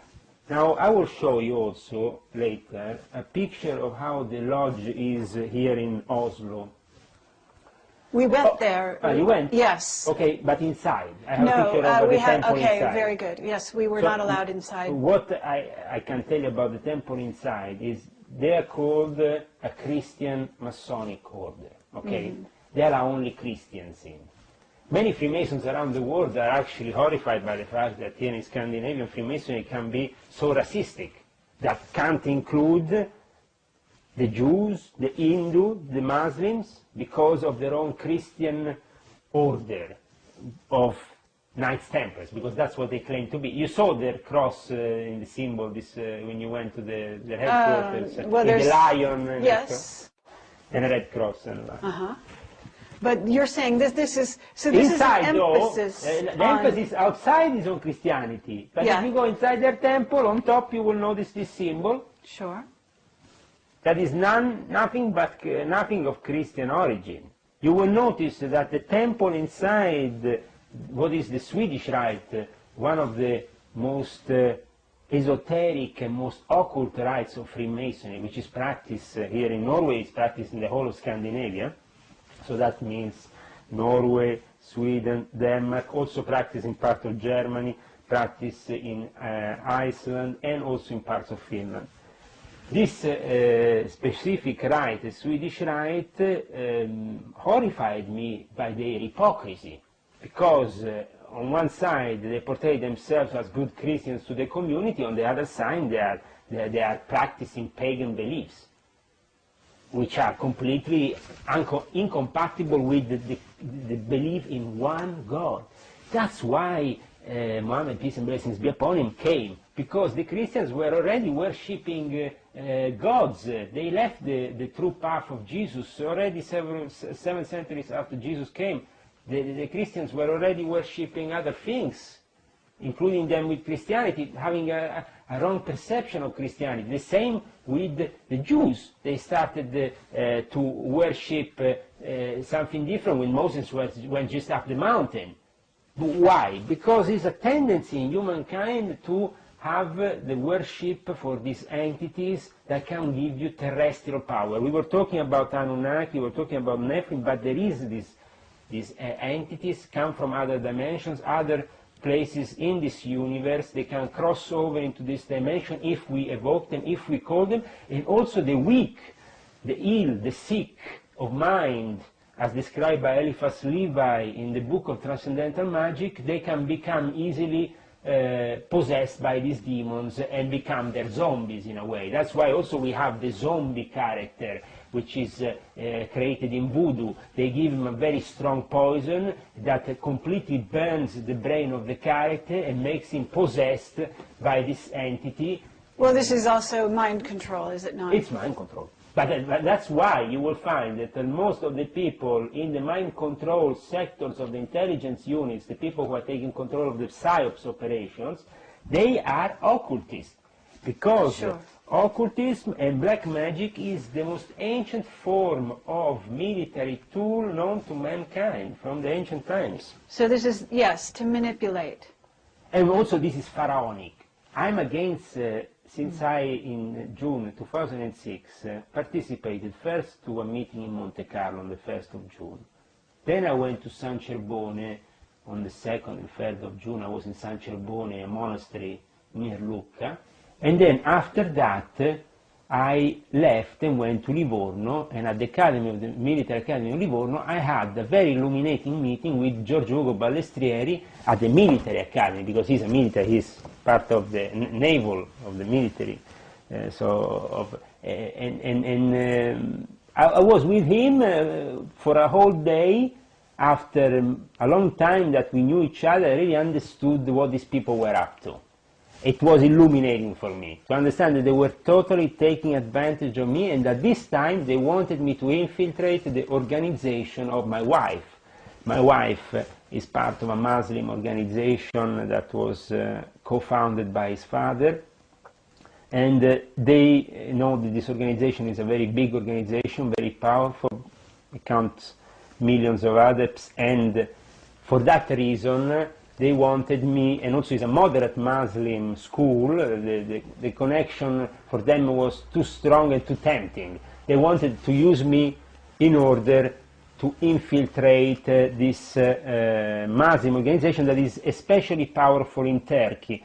And they are very interested in Turkey for various reasons. For that, Giorgio Ugo Balestieri has been with another guy called Kan Soyak, which is a Turkish Freemason, Well, very big what's in the New York. purpose? Why is Turkey of such interest? Very important for the control of the whole Caucasus region, for all the ex-Soviet republics, Kazakhstan, Turkmenistan, Tajikistan, all this side of things is actually now pretty much under the control of Turkey, because Turkey was able, after the fall of the Soviet Union, to build schools, to build a link with these republics, that some of them have also oil. And for that reason it's very important that you have the control of a very rich area, and very tactical, very important for the Americans, for the New World Order to be in control. For that reason, in 2000, it was, I think, April 2000, and I don't know if it was 2005, 2006, when they came together with a special group of Illuminati meeting in Ankara, in Turkey, under the Rotary Club. So this meeting is recorded, you can go and check it out, with Comandante Giorgio Ugo Balestieri did an invocation to the one God and whatever. He was covering up everything with a nice veil of, we are doing it for peace between religions, but in reality what? The guy is selling weapons, the guy is making money, the guy is interested in northern Iraq, the guy is interested in, because also there is northern Iraq, you have Turkey there. You have a lot of interest, and Giorgio Ugo Balestieri has been personally involved in dealing with northern Iraq and making business in northern Iraq with cancer. Okay, but the Vatican must also be interested in oil if they're interested in weapons. Oil is fundamental. It's oil, weapons, and that's it. And then you have the banks. So oil and weapons are fundamental. I didn't mention the oil until now because I thought that was so obvious, right? Obvious. But the whole fact that they went to Iraq is just to take them their oil, and in Afghanistan to have control over. Okay, but what about free energy? Heroin. What about free energy? Because are you aware of free energy? Do you know what it is? Sure. And the Vatican is basically keeping hold of this scientific knowledge so that it doesn't get dispersed, so that people don't get free from oil. Let me tell you why. The thing is that this problem started, as I said, with Giordano Bruno nearly 400 years, more than 400 years ago, and that problem was that certain physical, but also metaphysical knowledge, scientific knowledge that could revolutionize humankind, could not be manifested on humankind without creating also a change in their belief system. Right. So So the Catholic Church would no longer be in power. The Illuminati would not be necessary, right? If you don't depend on them economically, you're not materially, you're not tied to them spiritually either, right? The fact that they have control over certain things and that you are consuming those things is essential for this materialistic society that we have in place. This materialistic society is a reflection of the end of time scenario of the Kali Yuga, the last part of the Kali Yuga. Kali Yuga, this specific time frame described in the Hindu mythology, is a very dark period in which there is very little light, very few masters to be seen on the horizon. René Guénon himself, a very great initiate of Freemasonry, of the Illuminati, abandoned everything and became a sheikh and went to Cairo and became Muslim, alhamdulillah. Why? Because there was a reason. He had to save himself for what he had been involved. In fact, I invite everybody to read René Guénon, because even if he's a great traditionalist in a way, he was Catholic, but then he transformed himself for a reason. He saw what they were doing in the occult. He saw the corruption in the church and in all these groups that were surrounding the church. And for example, today we have Gnostic churches that claim to have some apostolic succession going back to the time of Christ. They are all under the control of the Vatican. All under even the Gnostics. All the Gnostics. I can give information, very detailed information about how the Vatican and the Jesuits keep an eye on all the Gnostic movements, on every wandering bishop. People like Stephen Heller, that I met personally, they are completely subject to the Vatican and to Freemasonry, being himself a 32-degree Freemason, Stephen Heller. And he represents one of the biggest Gnostic traditions these days in the United States. Bishop Heller, yeah, he does how it is. It's a very kind of Germanic art, yeah, but he wants himself. He's really typical Illuminati scum. If I have to say scum, it's scum, because these people are Nazis. Their approach is Nazi, but it's camouflaged in a way that they're always pro-Jewish. So they're no, but we support Israel. They can't be, but they are in reality Nazi, and Israel itself is acting as a Nazi because of them, you know. Right. So how does Zionism play into this? Because you're not talking about the Jewish people only. You're talking about Zionism as a religion, right? I don't have anything against the Jewish people, because myself I have close relatives, even Jews. I don't have problem with the Jewish people. The Jewish people are actually chosen by God for a specific purpose. That's not the ultimate. So how does Zionism play into the whole Illuminati story? The religion of Abraham got corrupted during the course of time. Certain families got corrupted. And they also mingled with the Vatican for 2,000 years in Rome. They have been the most ancient Jewish community in Rome. In this picture, we're talking about the Jews, their great influence, their great power, and they really have great power. Even in the oligarch movement in Russia, they're very powerful. In this picture, we have here Senator Sergei Gurdjieff, famous Russian billionaire, senator, close friend of Vladimir Putin, and one of also my close friends for a time, because he was the representative of the Illuminati, of the Gruppo Diur in Moscow, and one of the senior intelligence operatives at all levels regarding the research of the Holy Grail and all that matters for the Russian government. He gave me a gift, which after I would like to show you, which is a mask brought from Tibet. Illuminati gift, because the Illuminati likes to give this kind of gift. Ancient artifacts, this kind of stuff. And this peculiar artifact was very interesting because it was given by the 13th Dalai Lama as a gift to Nikolai II, the Tsar of Russia, because their intention was to subject Nikolai II to the Illuminati control of Tibet. Because the Tibetan monks are the Illuminati of the East. And they are seen as the Illuminati of the East. This mask was given to me as a gift by Senator Sergei Gurdjieff, which I showed you before in the picture earlier on. Yes. Senator of the Russian Federation and famous Russian billionaire. Right. and kind of Indiana Jones of the situation. He likes to go and find this kind of thing. But actually this was given, if I don't get it wrong, to his uncle, who was at the time mediating for the conversion of Nikolai II to the 13th Dalai Lama. Unfortunately, that didn't happen. We all know how things went then in Russia. But we managed to preserve this famous artifact, and to bring it out of Russia in 2002 was quite an adventure, I tell you. Thanks God. It's very powerful. It's very powerful. One motivation, I asked Sergei, why you give me such a gift? I mean, it's a quite incredible gift of historical value. Obviously for him, maybe, but it was very important. I think that the Russians really want to get rid of it. Ah. Because apparently it has, it's connected to a very powerful entity, that it transports it with it, and it has the power of emanate it. And the Russians basically want to get it out of the borders. I see. So did you purge it, you know? So, well, I myself obviously have to be very careful with it and with the use of it, but definitely it's under my close surveillance, and I have it, so that's it, you know, I'm going to keep it.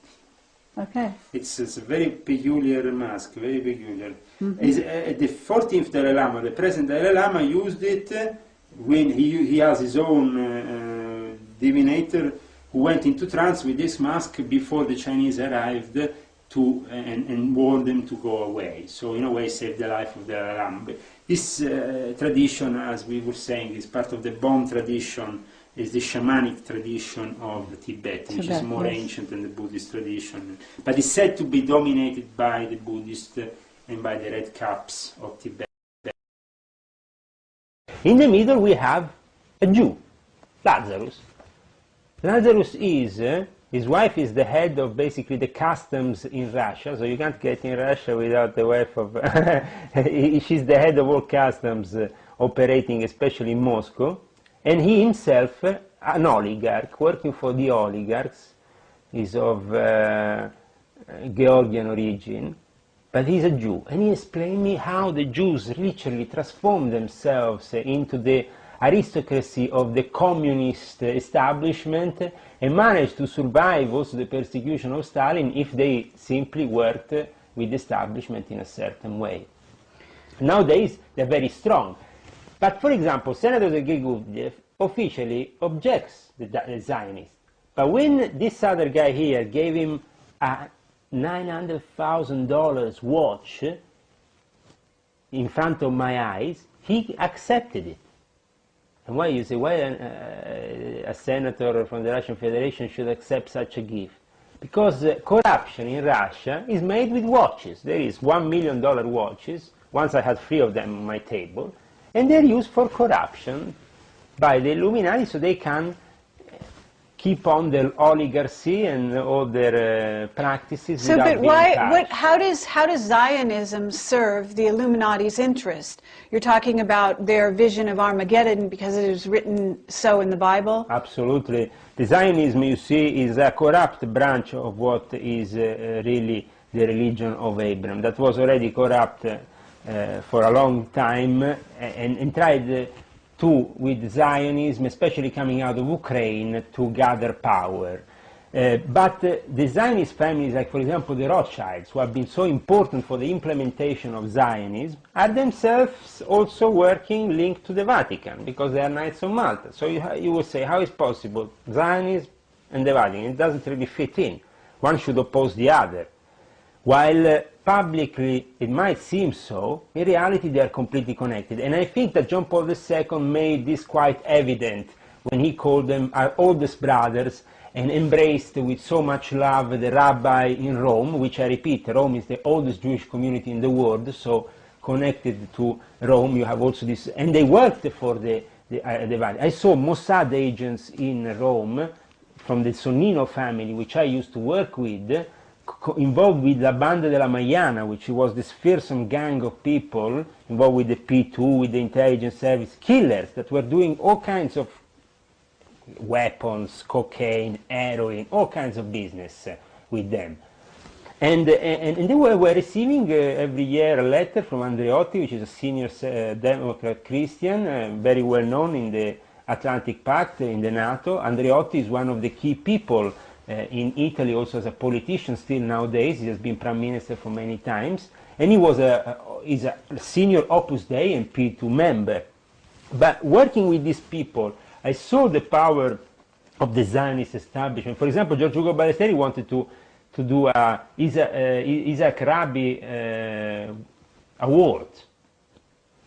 And I said, why? But because under the influence of the Zionistic element that is always there, and they like to go in Jerusalem, they have a specific place under what is the Temple of Solomon. Still nowadays they do this practice. They have a high priestess of Melchizedek. Now this high priestess is not really a woman, is a man-woman. Is a priest. There used to be a man and a priest and a monk, I think, working for the Vatican. He's one of the biggest experts of the Bible. Is now called Michela Mercenaro. He had a sex change, approved by the Vatican. Now she is working in some kind of university officially.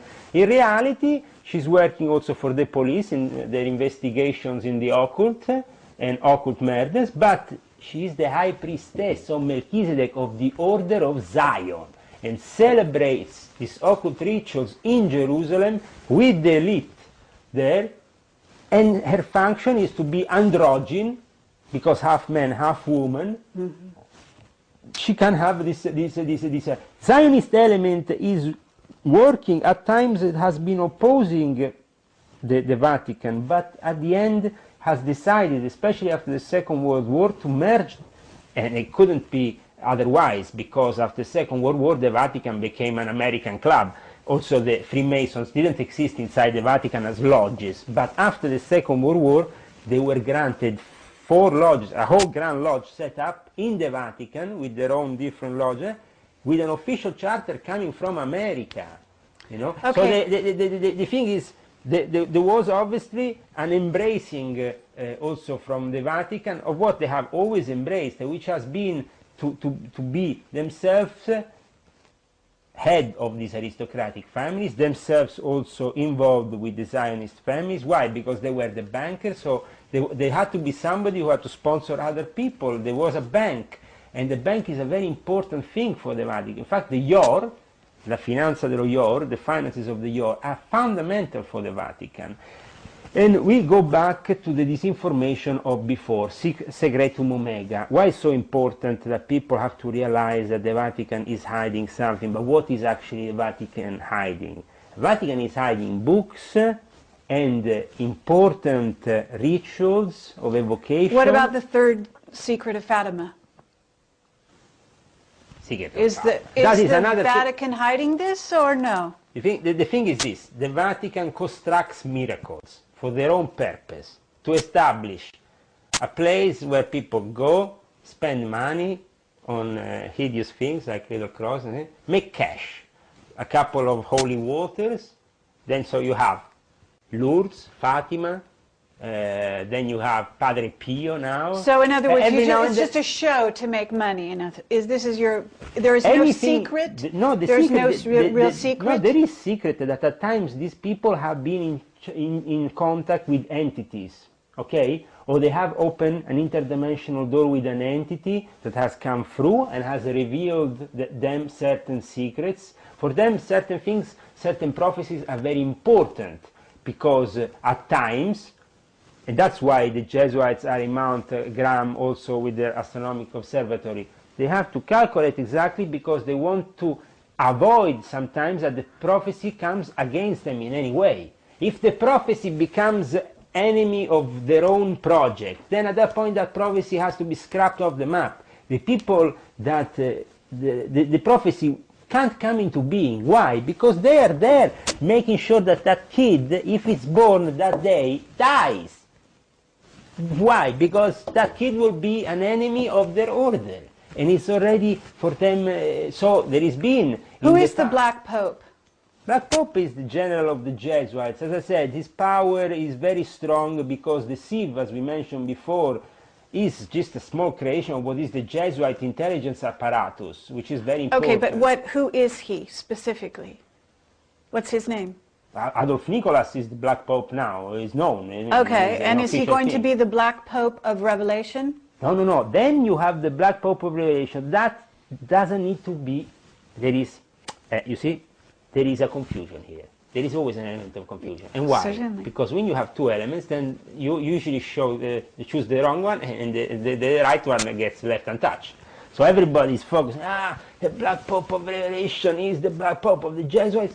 Me personally, which I know the Jesuits very well, as I have demonstrated, and as I know the Freemason very well, and the whole apparatus, I can tell you that the Black Pope is not the general, it is the general of the Jesuits, and it's very important, but he's not the one of Revelation, because the one of Revelation is black. He's from Nigeria. He's already a cardinal. He's already been put in the post that used to be of Ratzinger. He's already there, ready to become the next Pope. And his name is? I used to remember his name, but I'm sorry, these African names sometimes. So, but it's very easy to find. I mean, what is his role in 2012? Is this the year of Revelation, 2012? The important thing is that they reflect the prophecies, they make them happen for their own advantage.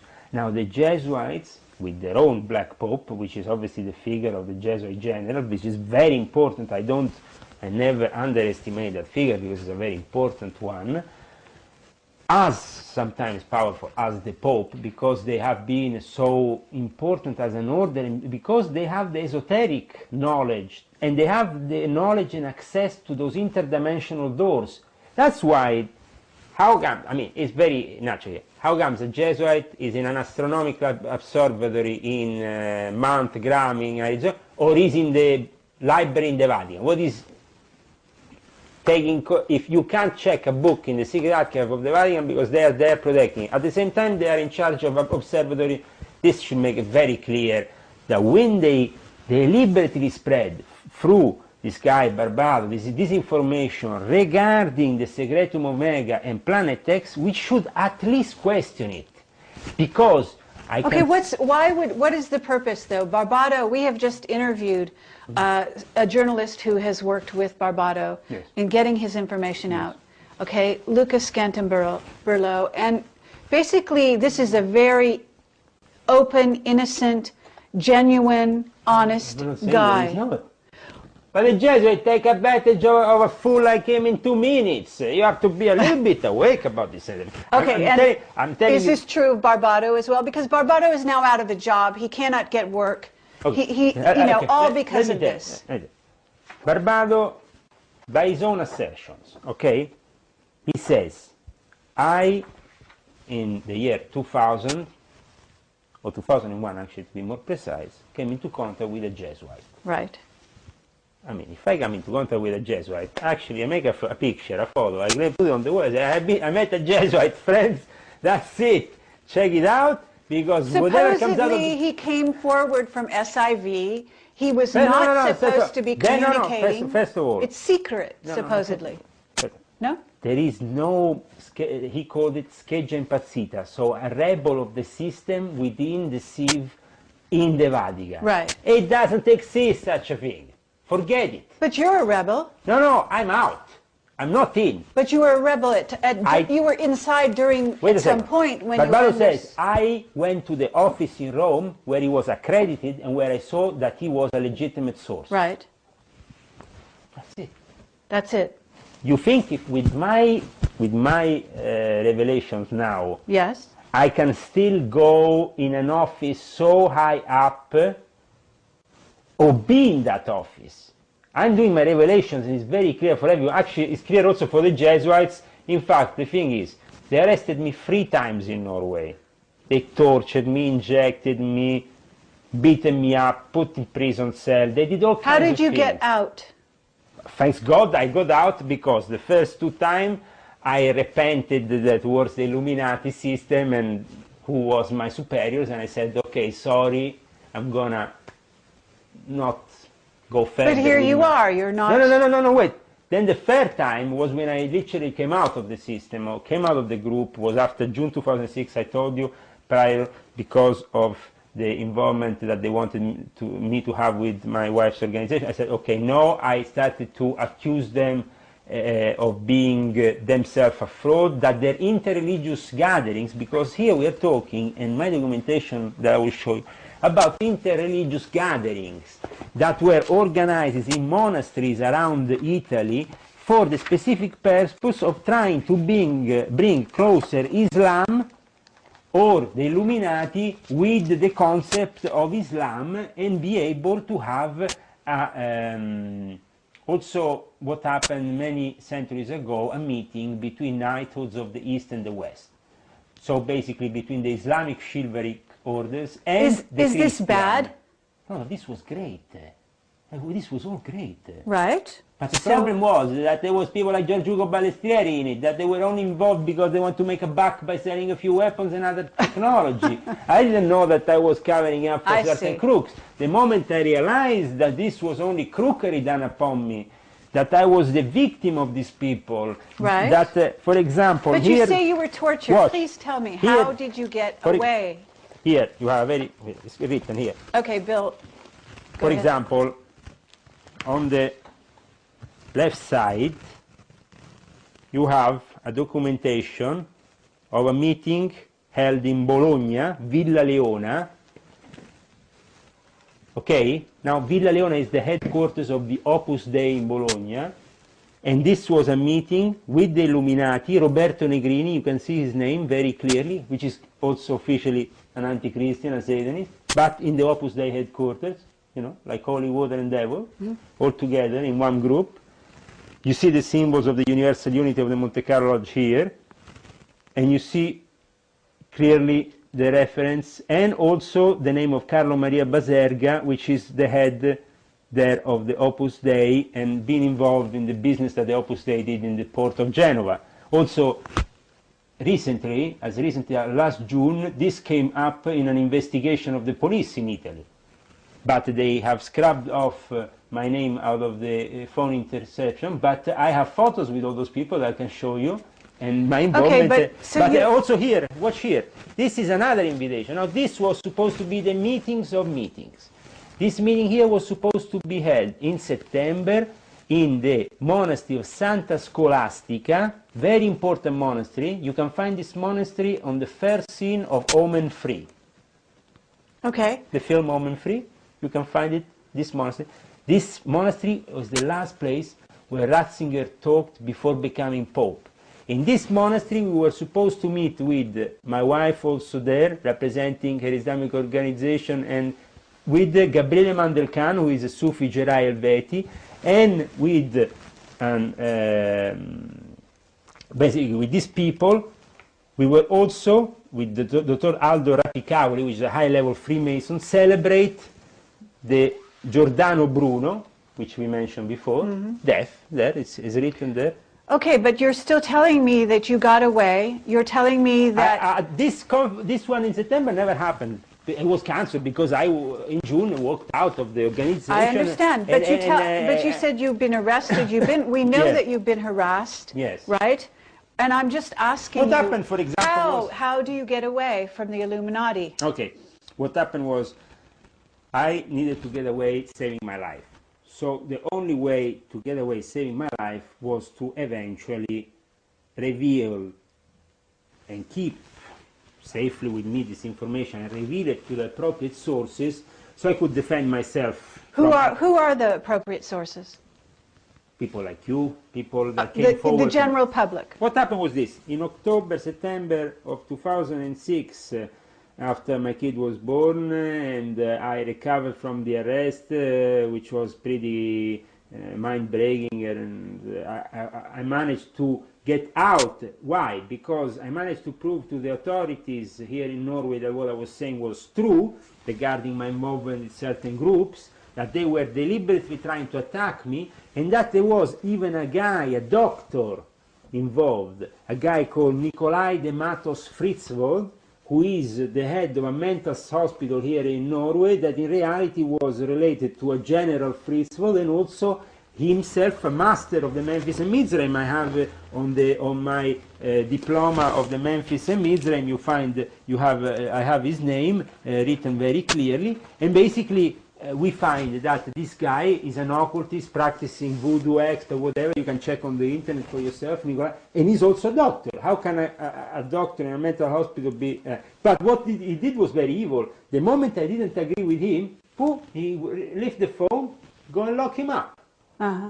Okay, so But you when got... I showed this documentation at the end to the private sources, the director of the hospital there was a guy who was not the one the year before, who I knew was working with the CIA, but was another guy, and this time he didn't know really what was happening. I could see that he was only put from on top in that situation. I could show my documentation and get out of that situation. So I got out, and I said, how can I save my life? Because, okay, for the moment they are not arresting me anymore. Right. I'm going to come out with a website.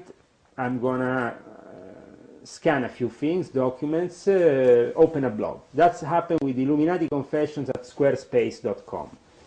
Squarespace.com was a blog, okay, kind of situation. And after a month I started to have a lot of problems because they received piles of complaints and of threats to shut down the website. So on the 6th of December 2006, I was shut down. All my information was risking to be lost because I had to work on it. I'm not a genius of the computer. I just scrambled together all these things. But the interest was already born. And thanks God, people had downloaded, some people, I don't know, on the internet had downloaded my material. They managed to retrieve it, to transfer it on the website in Italy of a Freemason, Daniele Dal Bosco, a Freemason, though, that was himself conscious of what they were doing, and he himself said, I want to support you, because I think that, he saw the injustices I was subject to also within Freemasons. So he said, okay, Leo, we open Illuminati Confession at web, which is illuminaticonfessions.webfriend.it, which is still in existence, and we go on with your revelations. Not even 24 hours after they shut down my Squarespace account, the police came through the door of my house with two policemen and two social workers to take my kids. I was living in the center of Oslo at the time. My wife was in the house. They probably thought I was alone, so they broke in. But when they saw that my wife was there, they said, okay, bring it to the other room. We want to bring it to the other room. I said, what? What do you want to do to me? Only because I have a website you want to arrest me? Am I not free to do what I want? I said, my dear friends, in the last 24 hours I transferred my website to Italy. I said, if you now arrest me, kill me, do whatever I want, the website is going to stay alive. It's now on the net. There is no way you can shut it down. But the police said, if you continue with this website, we can, have your kids taken from you and you have to come down with this stuff.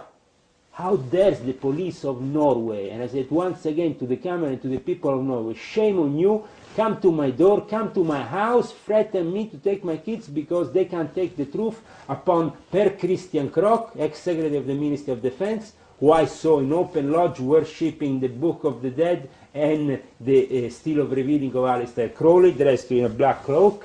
I saw Trond Kare Westby, the head of the Defense Command in Norway, in their lodges and also in Masonic lodges where I met him. And this guy is the head of the Defense Command in Norway of the medical staff. I will show you. So you got away because you went public. Is this correct? I went public, and even at the beginning they threatened me. At that point, after I said to them, listen, even if you threaten me now, I said openly to the policemen, and also my wife went to the social workers, because we had to go to the social workers after, otherwise they would take our kids, said very clearly, my husband is not going to stop with what he's doing. He will carry on. If this is a free country, he has to do this and he has to be able to do this. Mm-hmm.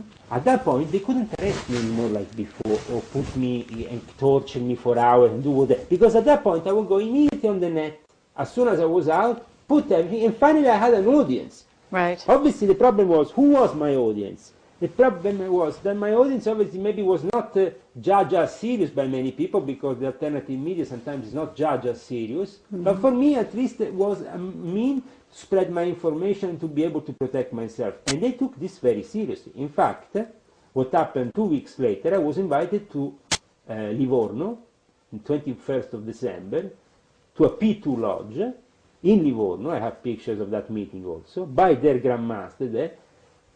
asking me, all in a nice kind way, offer me nice dinner, to please stop with those revelations. Oh, really?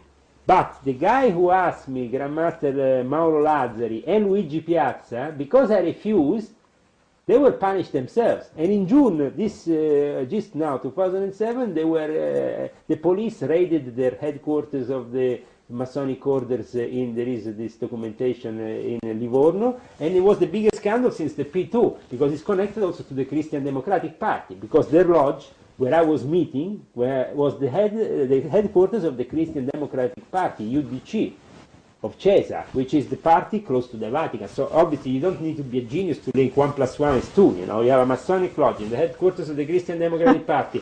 These people of the Christian Democratic Party has been working with the NSA, the CIA for 50 years in the Gladio secret operation. These people, Balestieri, Ezio Giunchiglia, these people all belong to Gladio. Gladio is a secret operation against communism that has been very important, because 9/11 has been the same kind of operation that the Italians have seen over and over again in the strategic years of tension, we call them, in the 70s, when we had the killings of the station of Bologna, of Piazza Fontana. All these killings were organized by so-called deviant secret services apparatus. Nobody understood ever. It was maybe the Red Brigades, there was the Russians. So who was it? It was the Americans and the Vatican, you know, who was it? Doing it on themselves. Gladio was an operation in which And so was 9/11 also the Americans and the Vatican?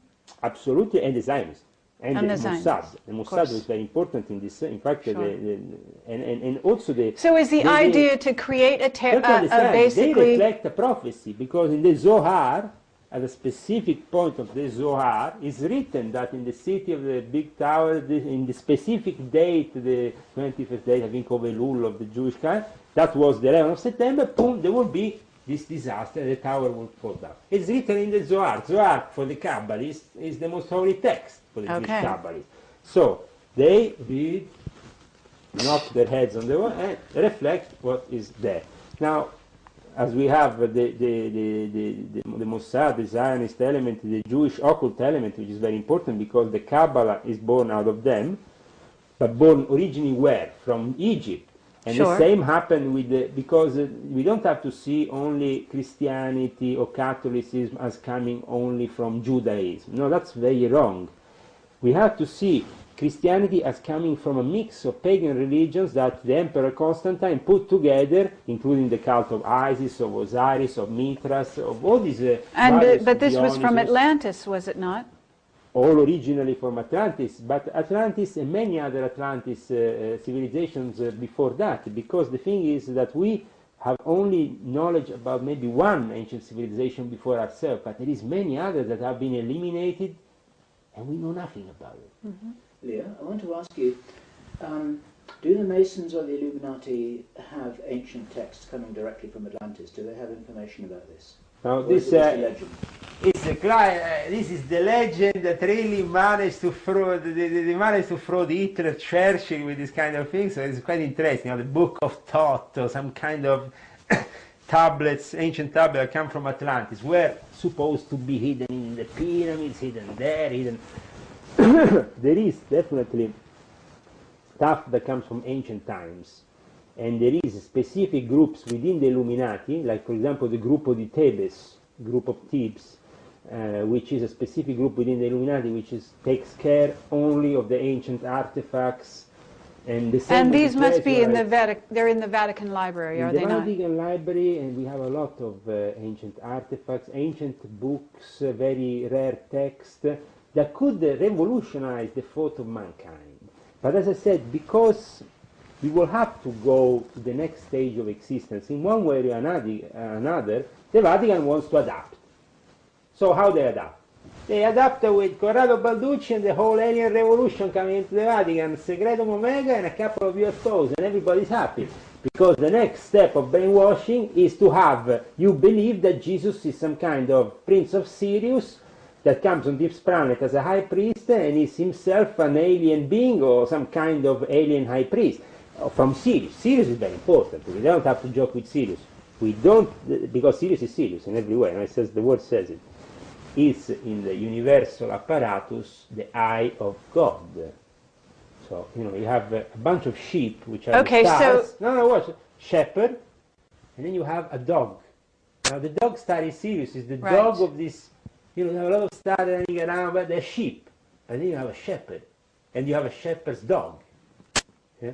So this is how it works in the universe. Now, we should go back to reacquire in modern times the concept of analogy, of not logic, but analogy. Why? Because logic is actually created by mankind.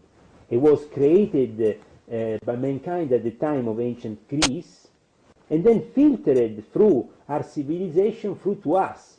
But in ancient times, analogic was equally as important. So by rediscovering the analogic method, the parallels between the fact that everything in the universe works as a mirror, as a reflection, are a reflection of the one big bang, the first, and then everything else is a reflection. So there is a constant loop of this reflection in many different forms. Infinite loop that goes through the universe, and we find in this cup, we find in this Lego apparatus. Sure, and then you're talking about symbolism, and you're talking about the use of symbols is magic.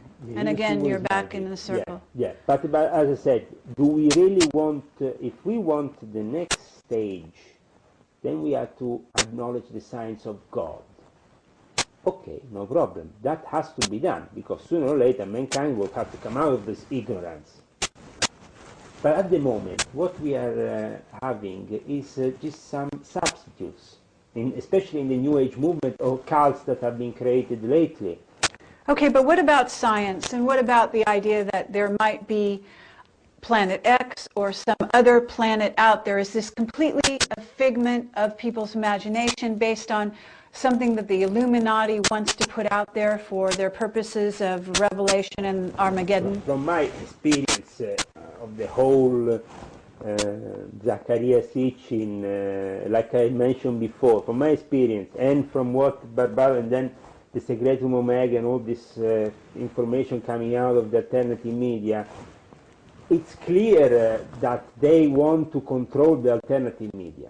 And they want to control also our own myths. Nibiru, this planet of ancient times, from Sumerian, they call Nibiru in Sumerian times, Planet X, coming back, you know, there where it comes, these Anunnakis have dropped out from this planet into ours and have, there is definitely an ancient time in which we have been merging with other creatures from the universe. This is described clearly in the book of Enoch.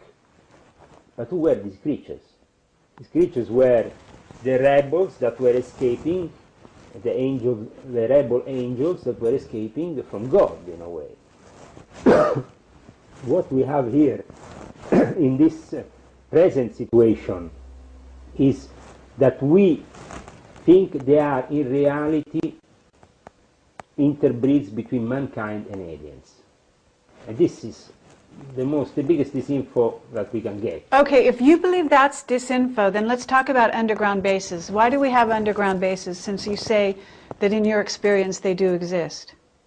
In my experience they do exist, and they do exist also people that are particularly inclined in working those underground bases, because you can experiment bacteriological, nuclear, and all kinds of devices that are not possible to be experimented overground.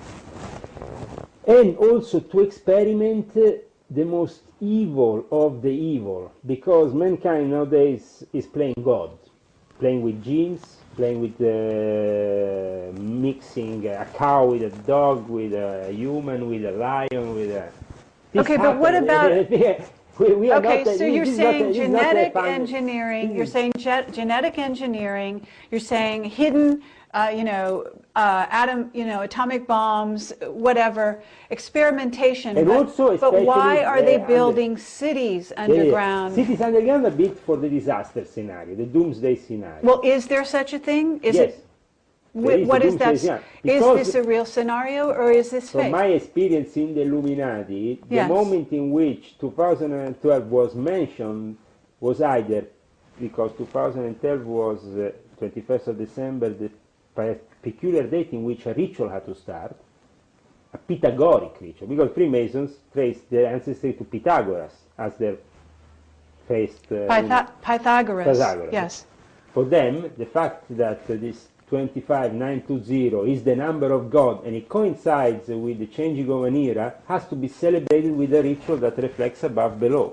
So on the 21st of December you're going to all see them there with their aprons, the thing. It's a holy day, it's the winter equinox. But do we see no cataclysm? The whole pyramid will be together. For the first time, every single cult will be celebrating one way or another this specific day. Because we are moving the whole of our consciousness into a different part of the universe here.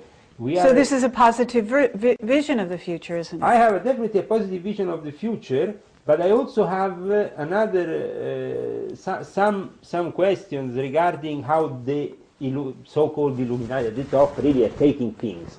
Because when it was about 2012, they were really driven by uncertainty, and their tendency was to build an underground bunker to protect their matter interests, than to really grasp that this could be an evolutionary stage to go there. Of consciousness, a change of consciousness. But for them, you don't need an underground base for a change of consciousness. No, but for them this is a business operation. You know, I understand. The moment in which there is something happening on top which is uncontrollable, a nuclear device will be triggered, the whole place will be very dangerous, and underground bases are required. So you're saying the Illuminati are planning to let loose nuclear bombs they are planning around the time of 2012. They are going to unleash them. There will be some very big happenings, especially because they will be triggered by, unfortunately, very serious events that might happen around the Olympics of 2012 in England, which seems to be... In England, but 2012, okay, so what about the 2008 Olympics in China? You know anything about that? No, that is... my brainwashing control operation of Chinese. Chinese represent this day the ideal government for the Illuminati, or for who wants to do business. Because the Illuminati, including these people here who was on the picture before, they all meet up in Shanghai doing business.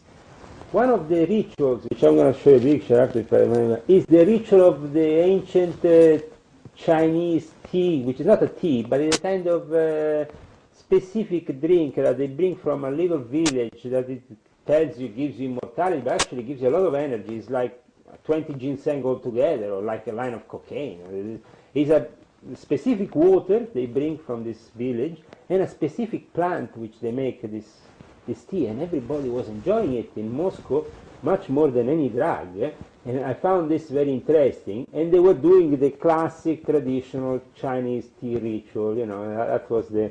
But what is the admiration of the West for the Chinese is especially their absence of any form of democracy, the complete control of their society. For America, being like China is a dream nowadays.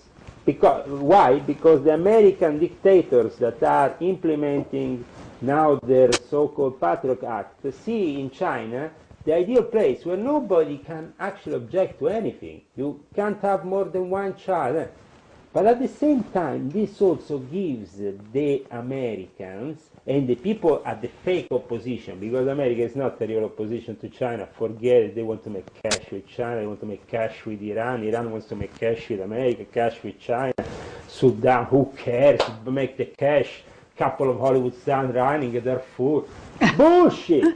People are idiots, you know, giving money to these idiots and putting them in power. My God, I don't understand. Democracy, the biggest illusion of all time. It doesn't exist. It doesn't exist. And the division between church and state is a fake. It doesn't exist. It's all linked, and it's all run by the Vatican and the Jesuits at the top of the pyramid. I know, and you forgot to mention also the Zionists, which are very powerful in this whole enclave. which represent old aristocracy of the old Jewish families are the old aristocracy. Why? Because these aristocratic families, like for example the Queen of England, like to trace themselves back to King David. They see themselves, including my family, the Lion family, as descendants either of Jesus or at least of King David. So they seem to be viewing England in general a bit like the lost tribe of Israel. So that's why you have this British Zionism, and also why the aristocracy in England interbreeded so much with the Jews and certain Jewish families.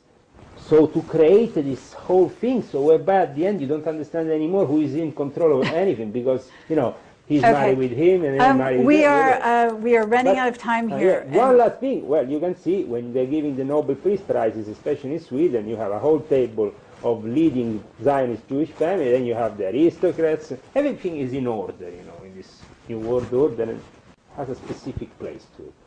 Okay, well, thank you, Leo. You're a very brave man. Obviously, you're going up against an incredible opponent. And you... I think that I'm going up definitely against an incredible opponent, because for certain people they fall into the trap of becoming victims of it. And this, I think, is happening a bit to the Barbato guy with his Secretum Omega. It's easy to become victim of this whole info operations or of this mind control that is going on for certain projects. For example, there was a guy who was deliberately made give this information regarding the cosmic top secret level of NATO, saying that it was linked with the recovering of... You're talking about Robert Dean, the person we interviewed. Yeah, a guy like him. I didn't know you interviewed him, but I heard about him many times. I think it's the typical example of how you can fall victim of these people. Because at that point, they give you certain information. They know they have given you this, they have showed you certain things. They have showed you just enough, okay, boom. And then the rest of the life, what you do? You get kicked out of all your jobs, you get to become the victim, obviously. But at the same time, what you saw and what really you are reporting, is it really true, or is it a cover-up and an operation to cover up other interests by the powers that are there and by the people on top of you that know obviously very well how to mind control people and how to spread this information? We said before, some people call them in another way aliens, UFO, so you said it's only a matter of calling them in different ways. Yes, but by calling them aliens and UFO and by spreading the myth of Roswell and all that, what has happened is just that people, the modern day, the average person out there, watching TV, gets brainwashed by all this rubbish, and at the end of the day, he's not really understanding that there is demons, there is angels, there is God, and if there is an end of time scenario, this is a very serious scenario and should be taken very seriously. Okay, that's it. Do you have any more? Yeah, sure, okay, sure. say that one more time. And this scenario, say your last line. And this scenario is definitely very important if we are approaching the end of times, and some great changes will be definitely happening. But for them to brainwash you about the aliens and all that, while instead the real intention is to just microchip you and put you in a global network in which you are the prisoner, that is their objective.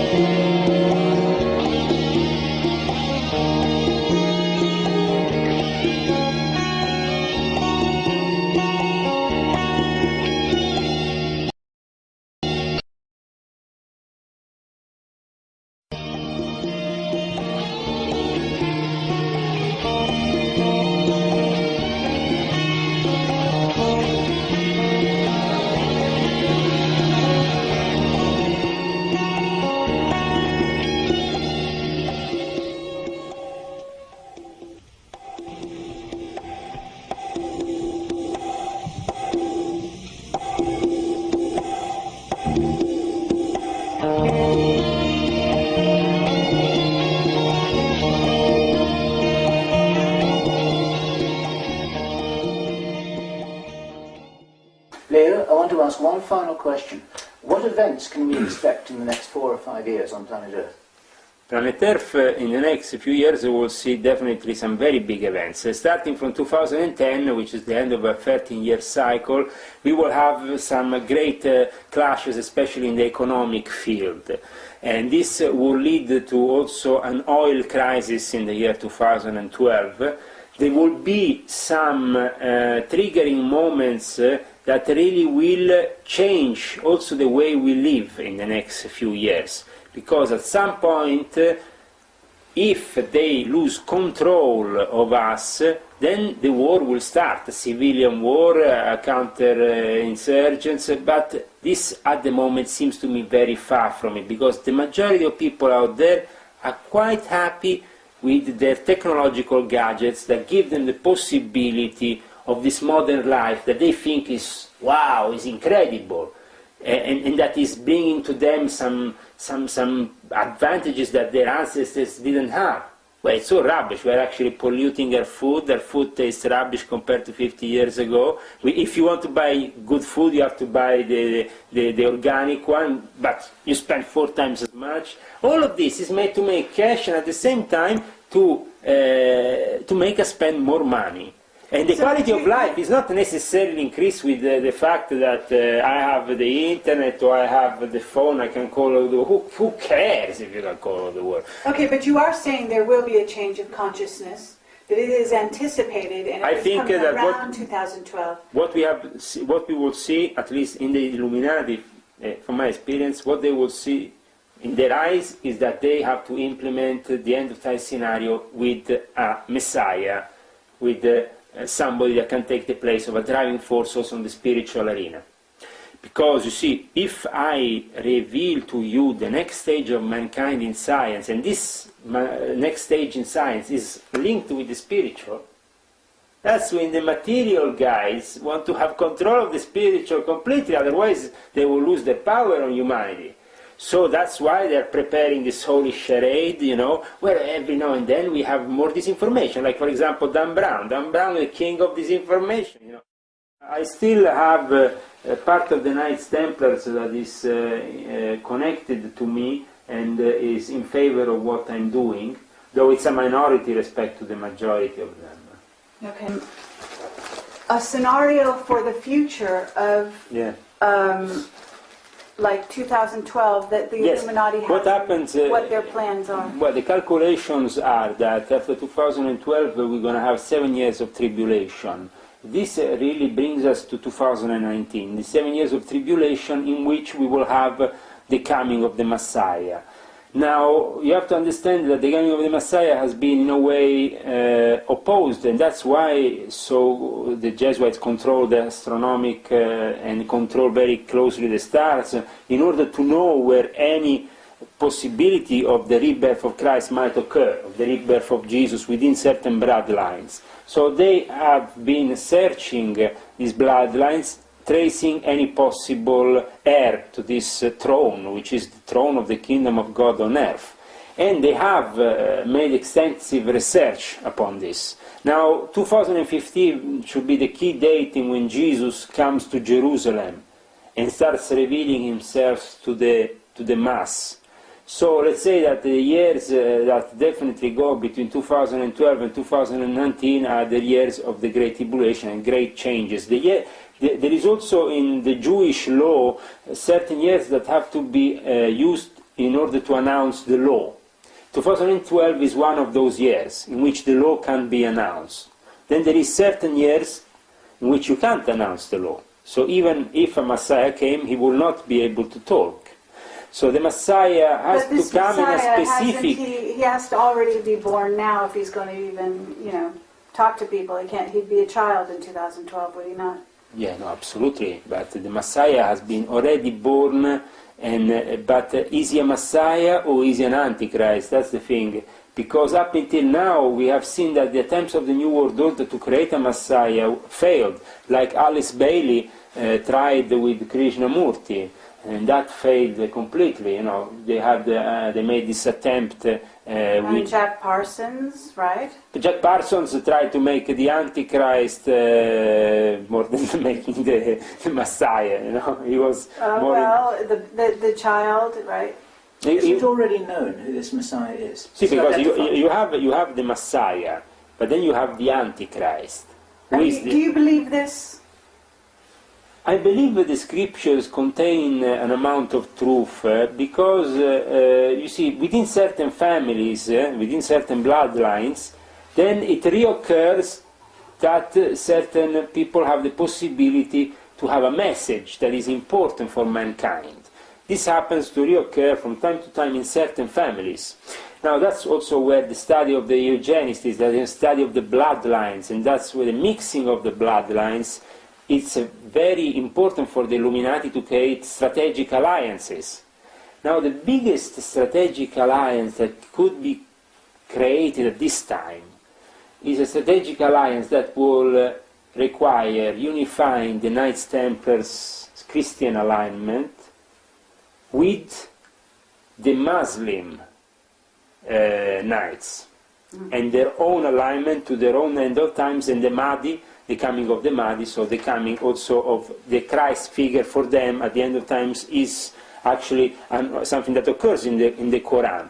So the holy texts don't differ, and the same for the Jews. They also have a specific, idea of what the Messiah should or should be not. But in any case, Aleister Crowley announced that the Messiah will not be in any case Jewish by birth, pure Jewish, as they would say, And also Aleister Crowley loved to take the gimmick out of the head rabbi in New York, telling him, okay, but I also tell you that I'm not the Antichrist, because he was the beast. So an Antichrist will come, there will be a false prophet, there will be certain characters. I think that during the course of times, characters happen to reoccur. So we have many antichrists, many false prophets, okay, but at the end of times you have a very strong reflection of it. I understand. I think that is coincided with you were talking about Yeah. an analogic thought. Analogic and is thought. not the Bible and is not some of this philosophy of the Illuminati much more analogy? You're talking about the coming of a Christ consciousness, but not necessarily a Christ figure. But for the Illuminati, the important thing is to mix the two things. To have the Christ consciousness inside a human being that can be a manifestation of that consciousness. That they can control, is what you No, mean. well, they would like to control, but God doesn't ever let things happen in the traditional way, as mankind likes to always take control, and hopefully, as I said before, they would like to even control if sometimes if there is the birth of something dangerous to them, they directly eliminate it, so they don't have any problems. And that could be, for example, when Princess Diana was having a child from Dodi Al-Fayed. See, that would have created a problem. Muslim into the holy Christian background of of this reigning family, which is one of the most important we have in the sacred Roman Empire environment, which is the British royal family. So that would have been very difficult. What I said before, the solution, the mix of the blood, they mix the Christian, mix the Muslim, but Muslim has to be the descendants of the Prophet Muhammad. So a specific bloodline has to be captured for that operation. So are you saying that this person has been chosen, the birth has already happened?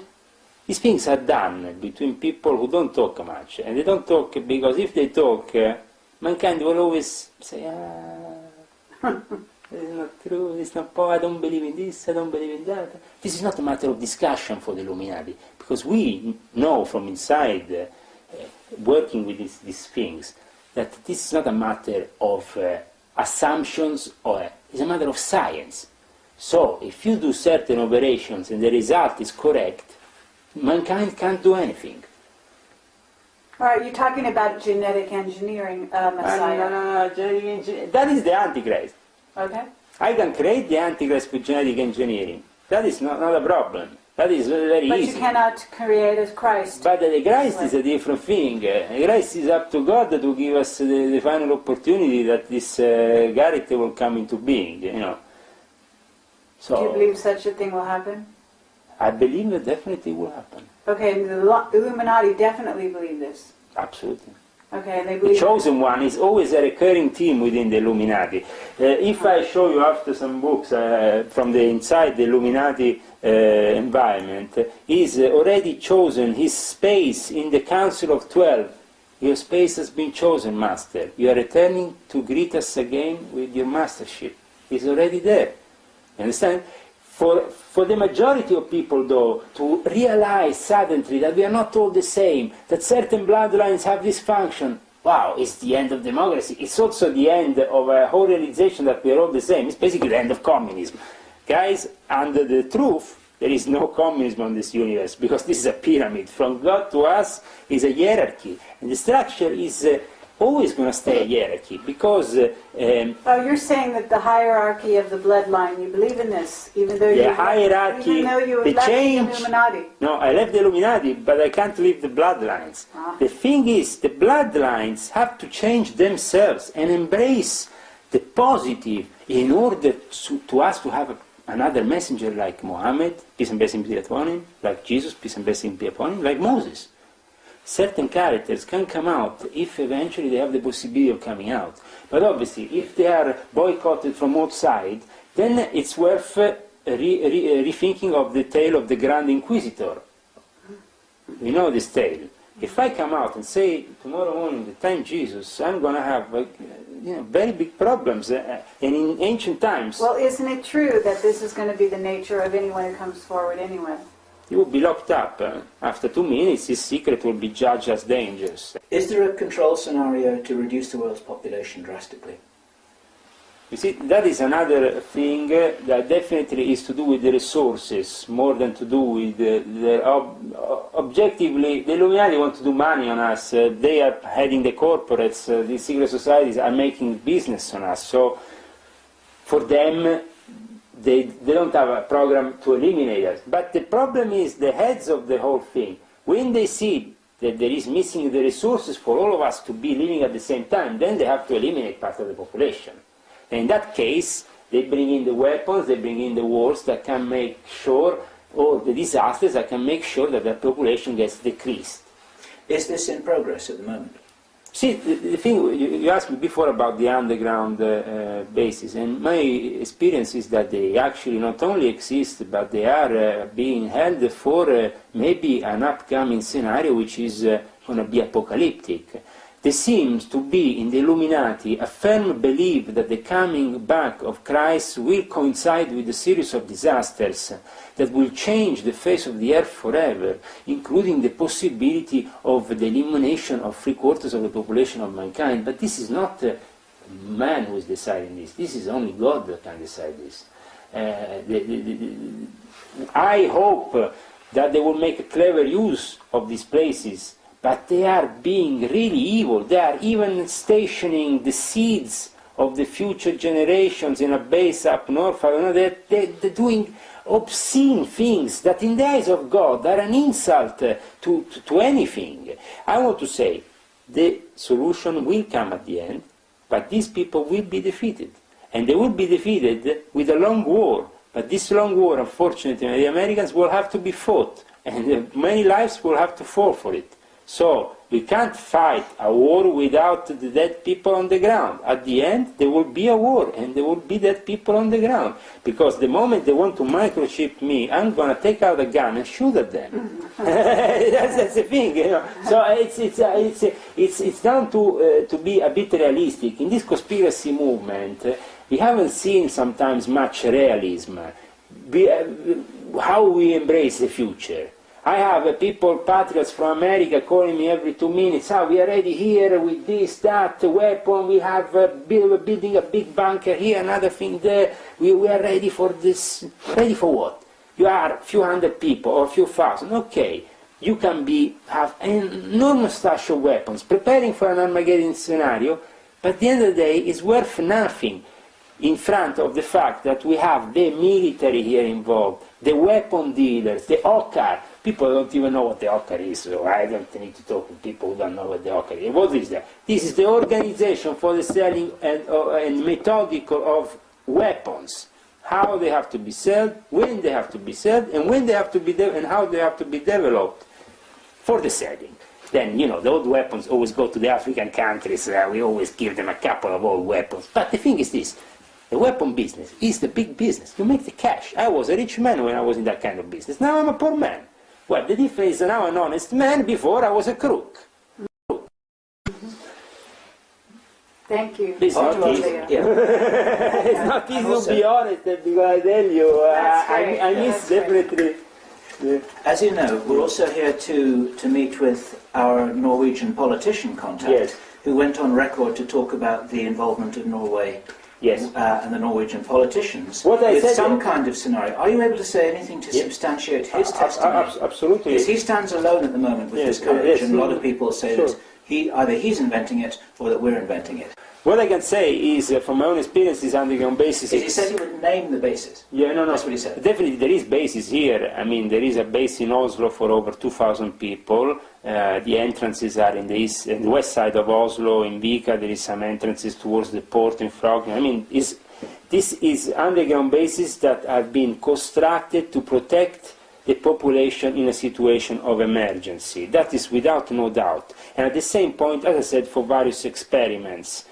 And to keep the gold, because gold seems to be, at the end of times, if all the banks fall and everything falls into a chaos, gold seems to be this hard, consistent currency that can be used for moment. Now, Norway has built for many years this kind of special deposit for money, this oil tax they call it, for a big deposit that needs to protect them for the times in which they were thinning their resources. That is the official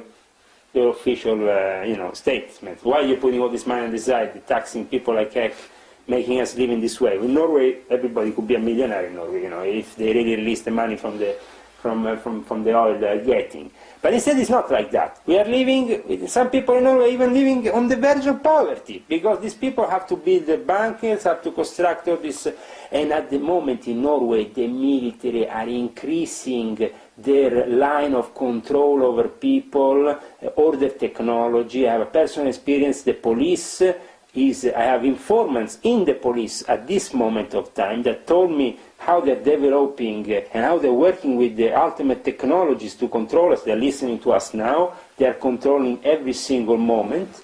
And they are able to now, on the verge of the revolution of the microchip, which is truly revolutionary for them, because at that point, the moment in which they chip us, then they can let the resources fall apart, but they have still control of us.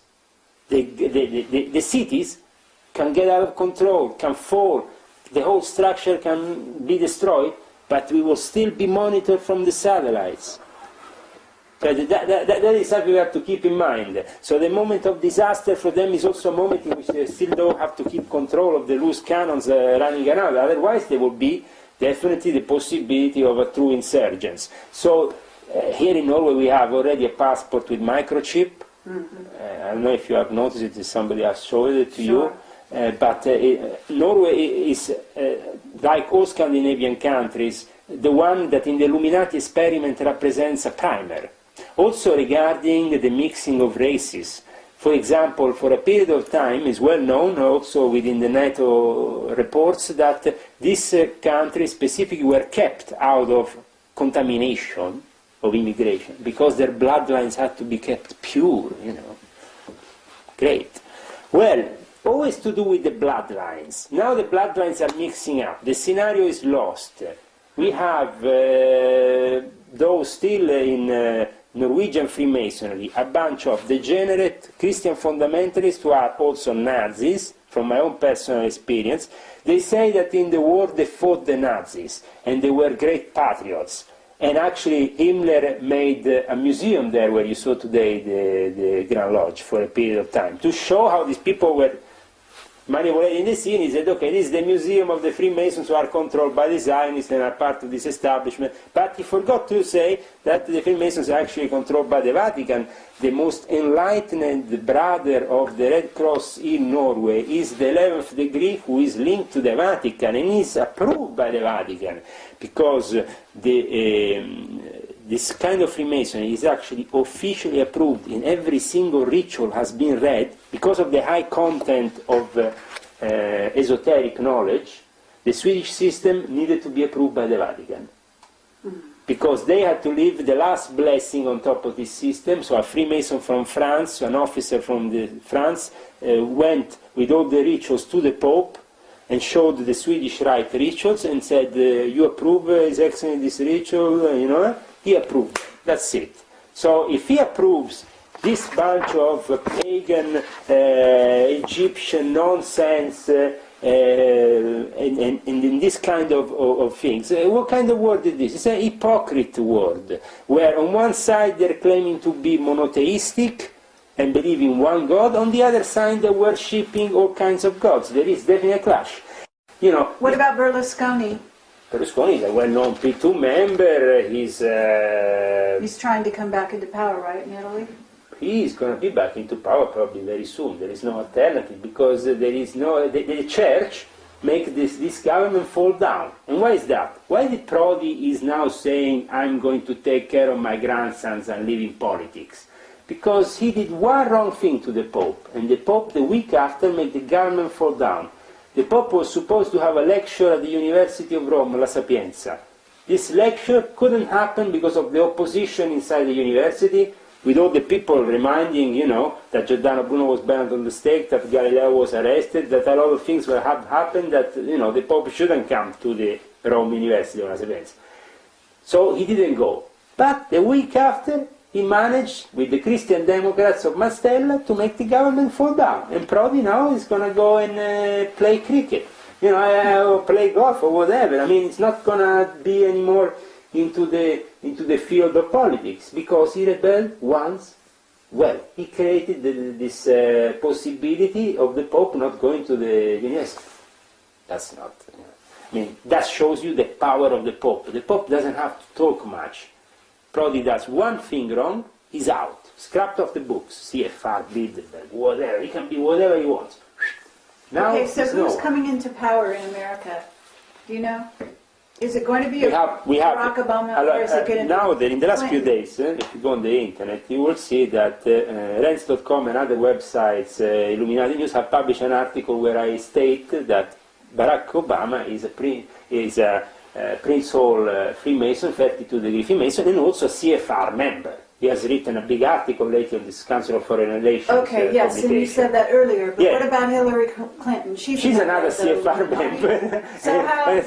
It's like, you know, there is no difference really between these candidates, who they are, who is the background. People say, but the guy is black. No, the guy is black. The guy is even related to Bush and Clinton, to Bush and Dick Cheney, you know. I mean, it's not really like we're really searching for somebody who is, you know, coming from another planet. He's coming from the same environment. You know, it's a human like everybody else, probably a more innocent guy than others, so he's more easy to manipulate, because the moment in which they want to implement true fascism is the moment in which they will make you believe that anti-fascism is in place.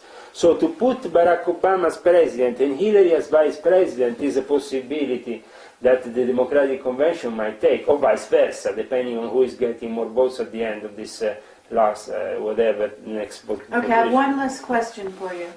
But definitely McCain is not going to win. Why? Because George Hugo Ballesteros stated, director of the government of New York, these elections we support the Democrats. So Republicans are not on the list of support of the Illuminati. They can't make it. McCain can climb walls, can do whatever he wants, he's not going to become anything.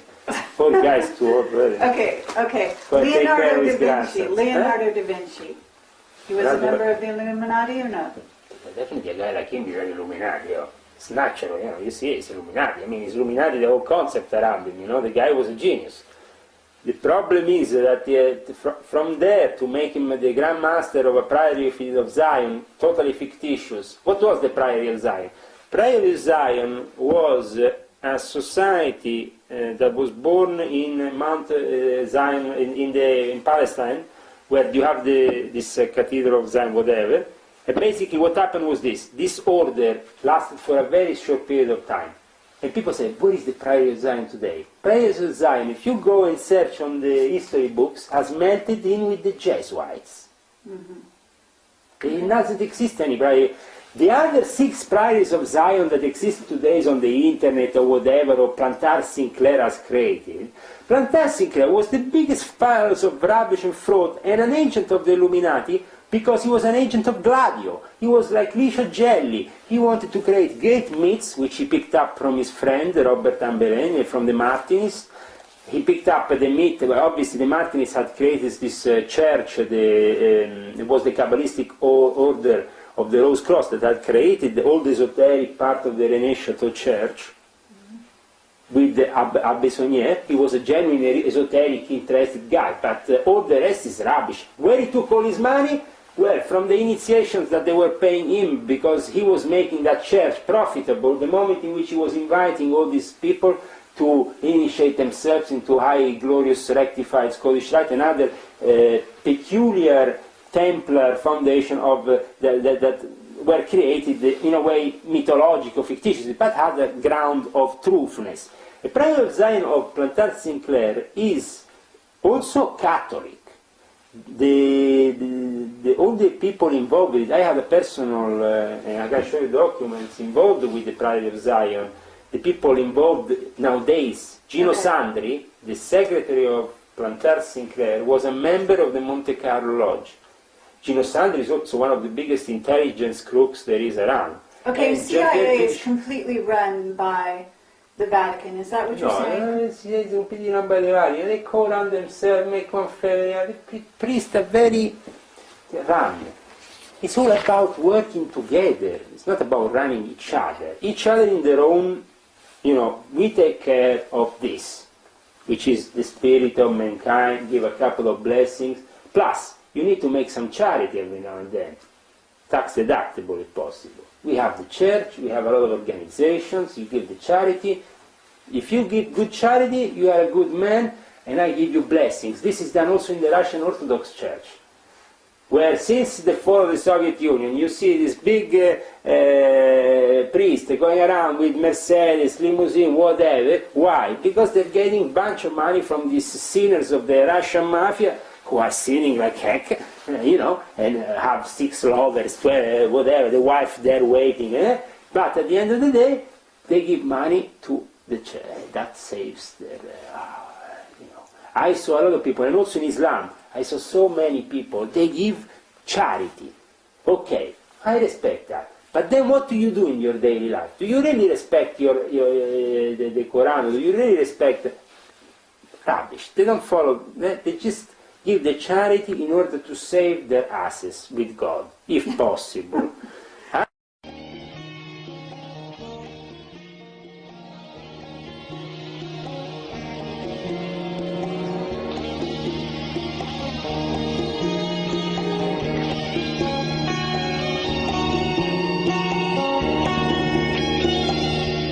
At the front of the Jesuit footage, there's a reference not to the SIV, but the SVS.